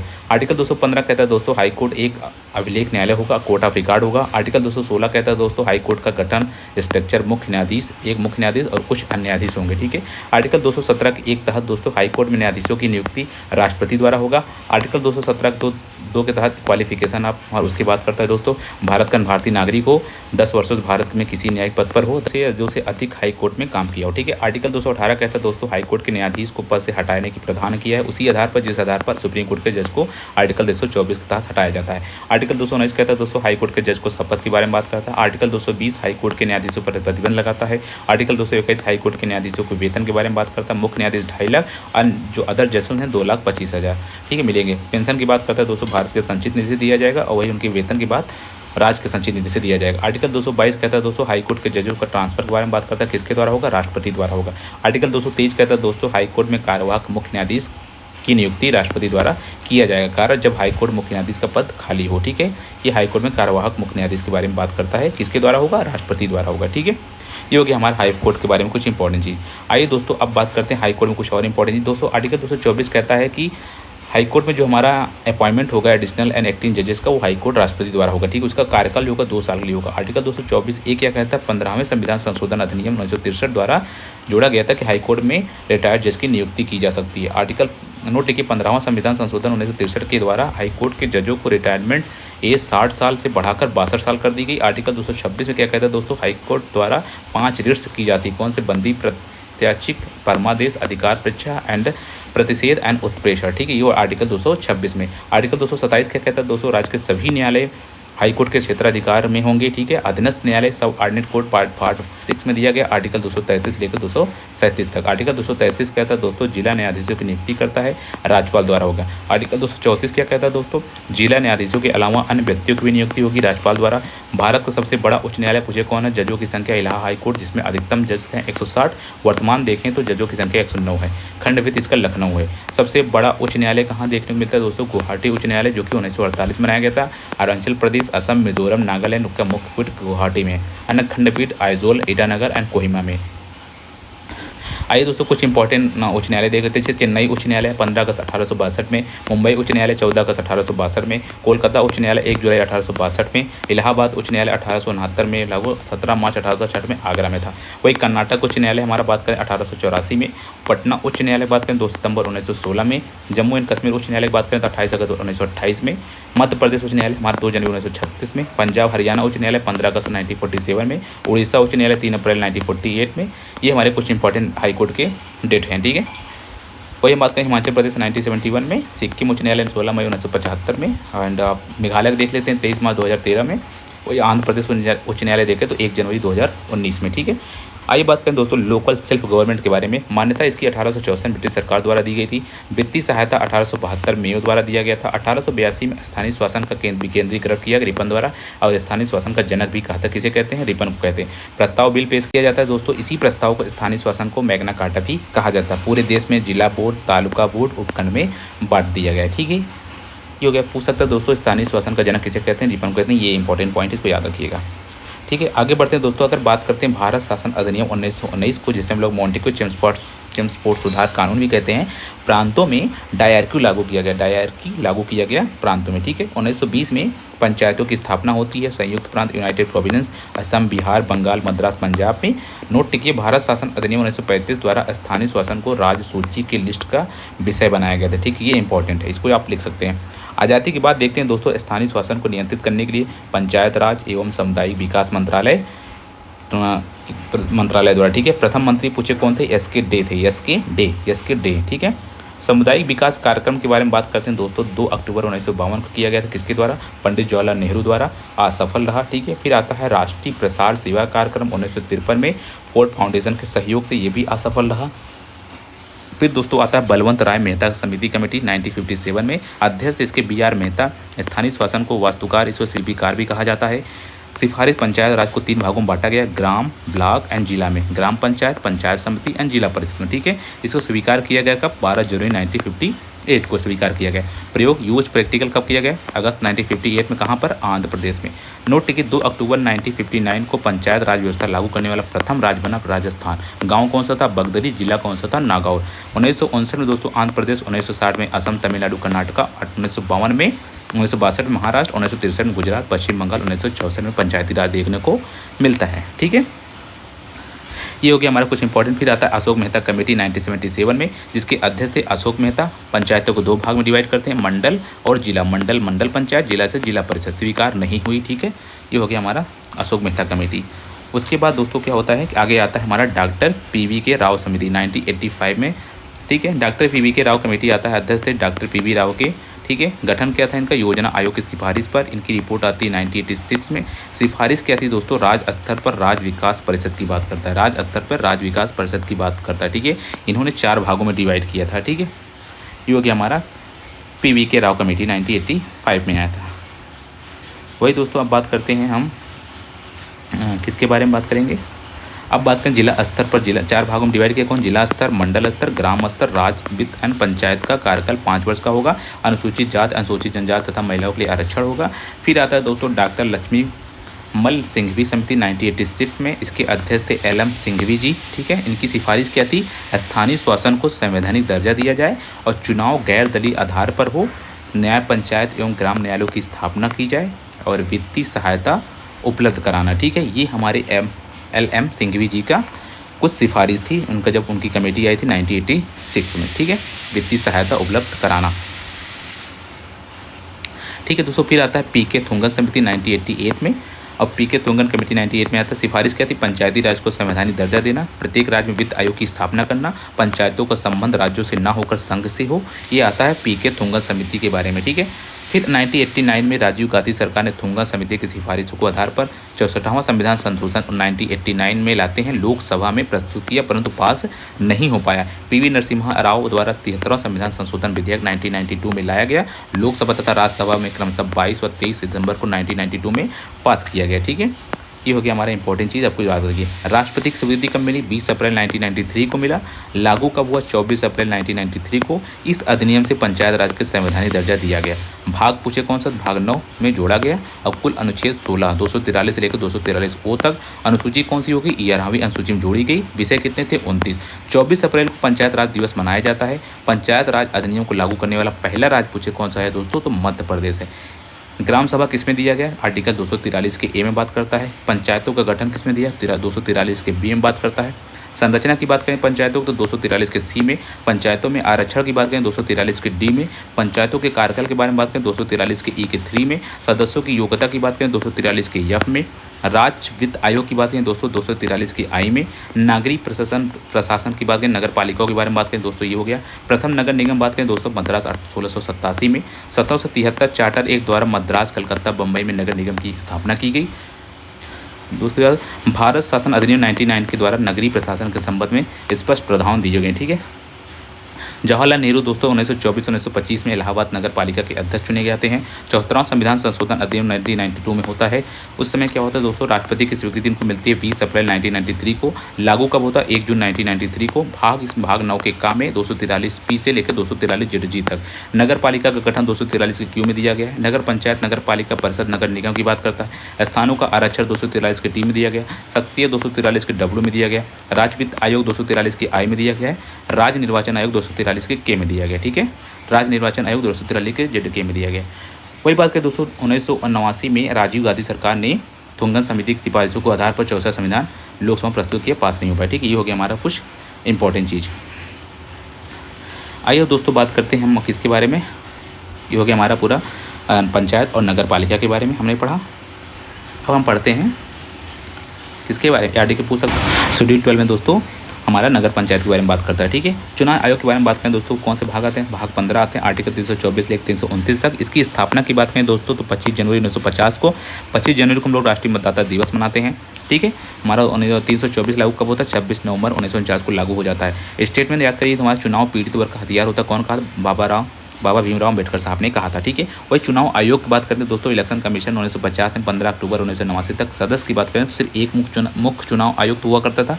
वही 16 अक्टूबर 1989 को चुनाव आयोग ने बहुसदस्य संख्या बना दिया गया। एक मुख्य चुनाव आयुक्त और 2 अन्य चुनाव आयुक्त होंगे। ठीक है, पहले 2 थे RPS पैरी शास्त्री और 2 अन्य थे जो SS धनोबा एंड BS सहगल थे। ठीक है, 1 जनवरी 1990 में चुनाव आयोग पुनः एक सदस्य संख्या बना दिया गया। मुख्य चुनाव आयुक्त कौन थे? BS रामादेवी प्रथम महिला मुख्य चुनाव आयुक्त भी थी। 1 अक्टूबर 1993 को चुनाव आयोग पुनः बहुसदस्य बना दिया गया। इसमें एक मुख्य चुनाव आयुक्त कौन थे? TN शेषर थे। 2 अन्य चुनाव आयुक्त कौन थे? MS Gill and GBG Krishnamurthy ji थे। ठीक है, वर्तमान में भी बहुत सदस्य है। प्रथम मुख्य चुनाव आयुक्त कौन थे? सुकुमार सेन। वर्तमान बात करें तो ज्ञानेश कुमार। ठीक है, अगर अपॉइंटमेंट की बात करें दोस्तों मुख्य चुनाव आयुक्त एवं अन्य चुनाव आयुक्त कौन करता है? आर्टिकल 324 अकॉर्डिंग होता है राष्ट्रपति द्वारा। टेन्योर की बात करते हैं इसका 6 साल या 65 साल जो भी पहले हो जाए। अन्य चुनाव आयुक्त 6 साल या 62 साल जो भी पहले हो जाए। पद से हटाना जैसे सुप्रीम कोर्ट के जजों को हटाया जाता है ऐसे इनका हटाया जा सकता है। वही कार्य और कर्तव्य की बात करें दोस्तों फंक्शन और ड्यूटीज़ के बारे में बात करें शांतिपूर्ण चुनाव कराना, राष्ट्रपति उपराष्ट्रपति का चुनाव करना, लोकसभा राज्यसभा का चुनाव करना, विधानसभा विधान परिषद का चुनाव कराना, ये इनका कार्य और ड्यूटी है। लोकसभा एवं राज्यसभा के चुनाव की घोषणा राष्ट्रपति द्वारा होता है। विधानसभा विधान परिषद द्वारा राज्यपाल द्वारा होता है। ठीक है, ये हमारा इंपॉर्टेंट पॉइंट हो गया। आर्टिकल 324 क्या कहता है दोस्तों? आर्टिकल 324 कहता है चुनाव अधीक्षण नियंत्रण और निर्देशन की व्यवस्था की बात करता है। आर्टिकल 325 किसी भी नागरिक को उसकी जाति, धर्म, वंश, लिंग, जन्म स्थान आदि पर मतदाता सूची में ना शामिल किया जाएगा तो ना ही निकाला जा सकता है। ठीक है, वोट देने का अधिकार, राइट टू वोट वैधानिक राजनीतिक अधिकार है। आर्टिकल 326 लोकसभा एवं विधानसभा में चुनाव प्रत्यक्ष रूप से वयस्क मताधिकार द्वारा किए जाएंगे। ठीक है, ये हो गया आर्टिकल। दोस्तों अब बात करते हैं हम राजभाषा के बारे में। ऑफिशियल लैंग्वेज आर्टिकल 343 से लेकर 351 तक भाग कौन सा? 17 है। 14 सितंबर को हिंदी दिवस मनाते हैं, 10 जनवरी को विश्व हिंदी दिवस मनाते हैं, ठीक है, याद रखिएगा। 4 भागों में याद किया है, संघ की राजभाषा, प्रादेशिक भाषाएं, सुप्रीम कोर्ट हाईकोर्ट की भाषा और विशेष निर्देश की भाषा, ठीक है। संघ की राजभाषा बात करें दोस्तों, आर्टिकल 343 से लेकर 344 तक। 343 एक में दिया गया संघ की राजभाषा हिंदी होगी, लिपि कौन सी? देवनागरी होगी। 26 जनवरी 1950 को मान्यता दिया गया। आर्टिकल 343 का 2 कहता है संविधान लागू होने के 15 वर्ष तक शासकीय प्रयोजनों के लिए अंग्रेजी ही प्रयोग किया जाएगा, ठीक है। राजभाषा अधिनियम आता है 1963 में, के द्वारा हिंदी को 26 जनवरी 1965 में शासकीय कार्यों के लिए प्रयोग किया जाएगा, बट अंग्रेजी को भी प्रयोग होता रहेगा, ठीक है। राजभाषा संशोधन अधिनियम 1967 के द्वारा अंग्रेजी को हटाने के लिए गैर हिंदी राज्यों के विधानमंडलों द्वारा विधेयक पास किया जाएगा। आर्टिकल 344 राजभाषा आयोग का गठन, संविधान लागू होने के 5 वर्ष बाद फिर प्रत्येक 10 वर्ष बदला जाएगा। प्रथम 1955 में अध्यक्ष कौन से? बाल गंगाधर खैर थे, बीजी खैर। सदस्य 14 थे, वर्तमान में 22 हैं। प्रत्येक प्रादेशिक भाषाओं के बारे में बात करें दोस्तों, आर्टिकल 345 से लेकर 347 बात करता है। आर्टिकल 345 कहता है राज्य विधानमंडलों द्वारा राज्यों में शासकीय कार्यों में प्रयोग की जाने वाली भाषा मान्यता दी जा सकती है। Example UP first Hindi, second Urdu. वही उत्तराखंड देखें तो फर्स्ट हिंदी और सेकेंड हमारा संस्कृत 2010 में, ठीक है। हिंदी भाषी राज्य 9 हैं, यूपी एंड बिहार, छत्तीसगढ़, झारखंड, हिमाचल प्रदेश, राजस्थान, हरियाणा, ठीक है। केंद्र शासित प्रदेश देखें तो दिल्ली है, ठीक है। ये हमारे कुछ इंपॉर्टेंट रीजनल लैंग्वेज वाले हो गए, ठीक है। अगर हम बात करते हैं आगे देखते हैं तो आर्टिकल 346 कहता है पत्राचार की भाषा, लैंग्वेज फॉर कम्युनिकेशन कौन सी होगी? संघ एवं राज्यों के मत ये सब की बात करता है कौन? आर्टिकल 346, ठीक है। आर्टिकल 346 इसकी बात करता है। वही आर्टिकल 347 किसकी बात करता है? राजभाषा के लिए राष्ट्रपति द्वारा विशेष निर्देश दिया जाएगा। आर्टिकल 348 349 कहता है सुप्रीम कोर्ट एवं हाई कोर्ट की भाषा इंग्लिश होगी। आर्टिकल 348 349 इसको इंपॉर्टेंट लिख सकते हैं कि हाई कोर्ट और सुप्रीम कोर्ट की भाषा इंग्लिश होगी। आर्टिकल 350 कहता है दोस्तों language of redress of grievance, जो कि हमारा जो नया व्यथा निवारण की भाषा होती है। आर्टिकल 350 ए कहता है दोस्तों मातृभाषा में शिक्षा ग्रहण करने की व्यवस्था की बात करता है। आर्टिकल 350 का बी कहता है भाषाई अल्पसंख्यकों के लिए राष्ट्रपति द्वारा एक विशेष अधिकारी नियुक्त किया जाएगा, ठीक है। ये हो गया हमारा आर्टिकल 350 का ए, 350 का बी।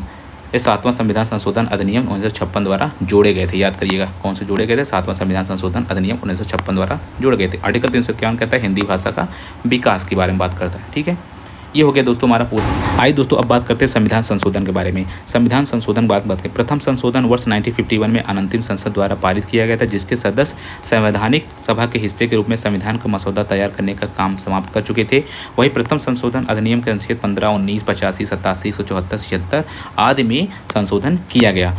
कानून की रक्षा के लिए संपत्ति अधिग्रहण आदि की व्यवस्था की गई, ठीक है। जो हमारा प्रथम संशोधन था, कानून की रक्षा के लिए संपत्ति अधिग्रहण आदि की व्यवस्था की गई। भूमि सुधारों में शामिल अन्य कानूनों को न्यायिक समीक्षा से बचाने के लिए 9वीं अनुसूची में जोड़ी गई। इसके पश्चात अनुच्छेद 31 के बाद अनुच्छेद 31A में 31V भी जोड़ा गया, ठीक है। ये हमारा हो गया पहली संशोधन, ठीक है। वही हम देखते हैं हमारा जो 7वां संविधान संशोधन 1956 में हुआ था। इस संशोधन के माध्यम से क, ख, ग, घ श्रेणियों में रूप में पहले से चले आ रहे राज्यों के वर्गीकरण का समाप्त कर दिया गया और पूरे भारत को 14 राज्यों एवं 6 संघ राज्य क्षेत्रों में विभाजित कर दिया गया, ठीक है। ये हो गया हमारा 7वां संविधान संशोधन अधिनियम 1956 के बारे में, ठीक है।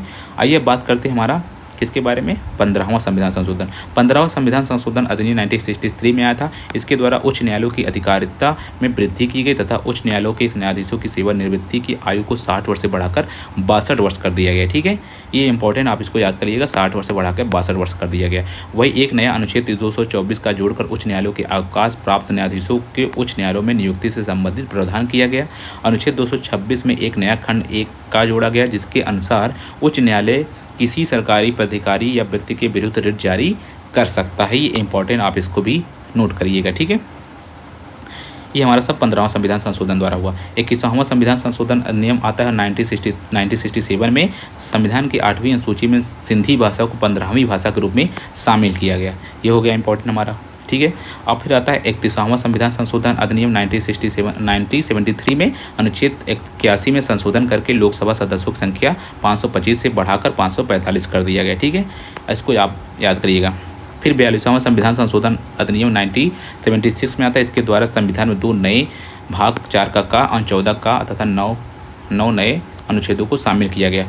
कुल 52 अनुच्छेदों में संशोधन किया गया था इसमें, ठीक है। इसको याद करिएगा। ये हमारा मिनी कॉन्स्टिट्यूशन भी कहते हैं इसको, 42वां संविधान संशोधन को। संविधान के उद्देशिका में 3 शब्द जोड़े गए, कौन से? पंथ निरपेक्ष, समाजवादी तथा अखंडता शब्दों को जोड़ा गया हमारा 42वां संविधान संशोधन 1976 में, ठीक है, जिसे हम लोग मिनी कॉन्स्टिट्यूशन भी कहते हैं। नीति निर्देशक तत्वों में 3 नए निर्देशक तत्वों को शामिल किया गया, ठीक है, इसी के तहत, ठीक है। कौन से? सामान्य न्याय, निःशुल्क विधिक सहायता, अनुच्छेद 39 के काम में, उद्योगों में प्रबंधन में कर्मकारों की भागीदारी, अनुच्छेद 43 के काम में, पर्यावरण की रक्षा, सुधार एवं वन्य जीव की रक्षा, 48 के काम में, एक नया भाग 4 के काम में, अनुच्छेद 51 का के जोड़कर नागरिकों को 10 मूल कर्तव्यों का उल्लेख किया गया। 74 में यह व्यवस्था की गई, ठीक है। वन संपदा, शिक्षा, जनसंख्या नियंत्रण, परिवार नियोजन, जीव पक्षियों की सुरक्षा, बाढ़, टेप, माप आदि विषयों में समवर्ती सूची का अंतर कर दिया गया, ठीक है। ये हो गया हमारा कुछ जो हुआ था 52। फिर आता है 52वां संविधान संशोधन अधिनियम 1985 में अनुच्छेद 101, 102, 190, 191 में संशोधन करके संविधान में 10वीं अनुसूची को जोड़कर दल बदल को रोकने का कानून बनाया गया, ठीक है। फिर आता है हमारा 61वां संविधान संशोधन अधिनियम 1988 में 326 में संशोधन करके लोकसभा तथा राज्य विधानसभाओं में चुनाव मतदान करने की न्यूनतम आयु 21 वर्ष से घटाकर 18 वर्ष कर दी गई, ठीक है। ये हमारा इंपॉर्टेंट, इसको आप याद करिएगा। फिर आता है हमारा 69 संविधान संशोधन अधिनियम 1991 में, इसमें कहा गया दिल्ली को विशेष दर्जा प्रदान किया गया, उसका नाम राष्ट्रीय राजधानी क्षेत्र दिल्ली रखा गया, ठीक है। ये हमारा 69 संविधान संशोधन अधिनियम 1991 में हुआ था, ठीक है। फिर उसके बाद आता है हमारा कौन सा? दिल्ली के लिए 70 सदस्यीय विधानसभा तथा 7 सदस्यीय मंत्रिपरिषद का प्रावधान भी किया गया था इसी संविधान संशोधन के द्वारा। और फिर आता है हमारा 17वां संविधान संशोधन अधिनियम 1992 में दिल्ली व पुदुचेरी मध्य संघ राज्य क्षेत्रों विधानसभा सदस्यों को राष्ट्रपति के निर्वाचक मंडल में शामिल करने का प्रावधान किया गया, ये इंपॉर्टेंट है। फिर आता है हमारा 71 संविधान संशोधन अधिनियम 1992 में संविधान में 8वीं अनुसूची में 3 भाषाएं जोड़े गए, कौन सी? कोंकणी, मणिपुरी और नेपाली को सम्मिलित किया गया, ठीक है। ये हो गया हमारा 71 संविधान संशोधन। वही हम बात करते हैं हमारा 73वां संविधान संशोधन अधिनियम 1992 में संविधान के भाग 9 में अनुच्छेद 243 से लेकर 243 के तक 11वीं अनुसूची को जोड़कर पंचायती राज की व्यवस्था की गई, ठीक है। 74वां संविधान संशोधन 1992 में हुआ, भाग 9 के काम में 243 से लेकर 243 या 6 तक 12वीं अनुसूची जोड़ा गया, नागरिक हमारा जो नागरिक स्थानीय शासन था उसके बारे में। 6वां संविधान संशोधन अधिनियम 2002 में आता है, 6 से 14 वर्ष बच्चों के लिए अनिवार्य एवं निःशुल्क शिक्षा मौलिक अधिकार के रूप में मान्यता देने का व्यवस्था की गई। संविधान का अनुच्छेद 21 के काम में शामिल किया गया, अनुच्छेद 51 का के और अनुच्छेद 45 में संशोधन किया गया था। अनुच्छेद 51 का में 11वां मूल कर्तव्य जोड़ा गया, ठीक है। ये हमारा 11वां मूल कर्तव्य भी हो जाता है। वही 91 संविधान संशोधन अधिनियम 2003 में आता है, जिसमें 10वीं अनुसूची में संशोधन करके दल बदल व्यवस्था को रोक कठोर बनाया गया और केवल संपूर्ण दल के विलय को मान्यता दी गई, ठीक है। अनुच्छेद 75 तथा 164 संशोधन करके मंत्रिपरिषद का आकार भी निश्चित किया गया, ठीक है। फिर आता है 95 संशोधन अधिनियम कब? 2009 में। इसमें क्या किया गया दोस्तों? 26 जनवरी 2010 को अलग 10 वर्ष तक बढ़ा दिया गया अनुसूचित जनजाति और जनजातियों के लिए चुनावी सीटों की आरक्षण को, ठीक है, 10 वर्ष तक लिए बढ़ा दिया गया, 2010 से लेकर 2020 तक कर दिया गया। ये हमारा 95 संशोधन अधिनियम 2009 में किया गया, ठीक है। फिर आता है 96 संविधान संशोधन अधिनियम 2011 में 8वीं अनुसूची में संशोधन कर उड़िया भाषा का नाम बदलकर उड़िया कर दिया गया, ठीक है। इसको याद करिए, उड़िया से हमारा उड़िया हो गया, ठीक है। 97 संविधान संशोधन अधिनियम 2011 में आता है, सहकारी समितियों में संवैधानिक संरक्षण प्रदान किया गया, सहकारी समितियों बनाने का अधिकार एक मौलिक अधिकार बना दिया गया, अनुच्छेद 19 में कहा गया है, ठीक है। फिर आता है हमारे राज्यों की नीतियों में एक नई नीति निर्देशक सिद्धांत को सम्मिलित किया गया, जिस सहकारी समितियों को बढ़ावा देकर, ठीक है, भाग 9 के खा में जोड़ा गया, 243 के ZDS से लेकर 243 ZT तक इसके बारे में बात करता है, ठीक है। ये हमारे कुछ इंपॉर्टेंट पॉइंट्स हो गए जो इस संशोधन जुड़ा गया। वही 100वां संविधान संशोधन अधिनियम 2015 में बात करें दोस्तों, तो हो गया इस संविधान संशोधन माध्यम से बांग्लादेश के मध्य भूमि सीमा समझौता लागू किया गया। 1974 में द्वीप पश्चिमी भूमि सीमा समझौता के अंतर्गत दोनों के द्वारा कुछ क्षेत्रों का अदली बदली की गई, जिसमें असम, पश्चिम बंगाल, मेघालय, त्रिपुरा की सीमाएं प्रभावित हुई। इसी संदर्भ में संविधान में पहली अनुसूची में संशोधन किया गया था, ठीक है, 100वां संविधान संशोधन अधिनियम 2015, ठीक है। उसके बाद आता है हमारा दोस्तों 101 संविधान संशोधन अधिनियम 2016 दोस्तों, जिसमें बात करता है संविधान में एक नया अनुच्छेद 246 जोड़ा गया, जो यह प्रावधान करता है कि संसद और राज्य विधानसभाओं दोनों को वस्तु एवं सेवा कर GST से संबंधित विषयों पर कानून बनाने का अधिकार देता है, ठीक है दोस्तों। संविधान में एक नया अनुच्छेद 269 का जोड़ा गया, जो यह प्रावधान करता है कि अंतर्राज्यीय व्यापार के विषय में GST परिषद की अनुशंसाओं के अनुसार टैक्स केंद्र सरकार द्वारा लगाएं और वसूले जाएंगे, परंतु उनका विभाजन केंद्र और राज्यों के बीच किया जाएगा, ठीक है। ये इंपॉर्टेंट, आप इसको देख लीजिएगा, ठीक है। आगे बढ़ते हैं देखते हैं संविधान के एक नया अनुच्छेद 279 का जोड़ा गया, जो ये प्रावधान करता है कि इस अधिनियम में लागू होने के 60 दिनों की अवधि में राष्ट्रपति द्वारा GST परिषद का गठन किया जाएगा, ठीक है। ये इंपॉर्टेंट है। अगर बात करें 103 संविधान संशोधन अधिनियम 2019 में क्या कहा गया दोस्तों, इसमें कहा गया कि आर्थिक रूप से पिछड़े लोगों को सरकारी नौकरियों में शिक्षण संस्थाओं में 10% आरक्षण देने का संवैधानिक प्रावधान करने के लिए संसद में 124वां संविधान संशोधन विधेयक प्रस्तुत किया गया। इस विधेयक द्वारा अनुच्छेद 15 तथा 16 में संशोधन किया गया, ठीक है। ये हो गया हमारा 103वां संविधान संशोधन। 104 में क्या किया है दोस्तों, 104 में किया गया 126वां संविधान संशोधन विधेयक 2019 द्वारा लोकसभा राज्य विधानसभा में अनुसूचित जातियों और जनजातियों के लिए आरक्षण की अवधि 10 वर्ष बढ़ाकर 25 जनवरी 2030 तक कर दिया गया। ठीक है, ये हमारे 104वां संविधान संशोधन अधिनियम में किया गया है। आइए दोस्तों बात करते हैं 106वां संशोधन अधिनियम 2023 में क्या गया। लोकसभा तथा राज्य विधानसभाओं में महिलाओं को 33% आरक्षण प्रदान करने का प्रावधान है। संसद के एक विशेष सत्र दौरान प्रधानमंत्री नरेंद्र मोदी ने इस कानून को नारी शक्ति वंदन अधिनियम भी बताया था। ठीक है, ये हो गया हमारे इंपॉर्टेंट कुछ संशोधन। ठीक है, तो दोस्तों हमारा पूरा सिलेबस खत्म होता है। लगभग मैंने 1.5 घंटे पूरे सिलेबस को ख़त्म कर दिया है। ठीक है, आपको 7-8 घंटे की मैराथन लेने की ज़रूरत नहीं है। इसे ही आप 2 बार देख लेते हैं, 2x करके देख लेते हैं, तो आपका पूरा सिलेबस खत्म हो जाएगा। लास्ट टाइम पे रिवीजन के लिए सबसे बेस्ट है, तो आप इसको देखिए एक बार। ठीक है, आप इसको पढ़िए, आपका पूरा सिलेबस खत्म हो जाएगा। ठीक है, आपको कैसा लगा लेक्चर, अच्छा लगा हो तो like share and subscribe and thank you for watching. ठीक है, थैंक यू फॉर वॉचिंग।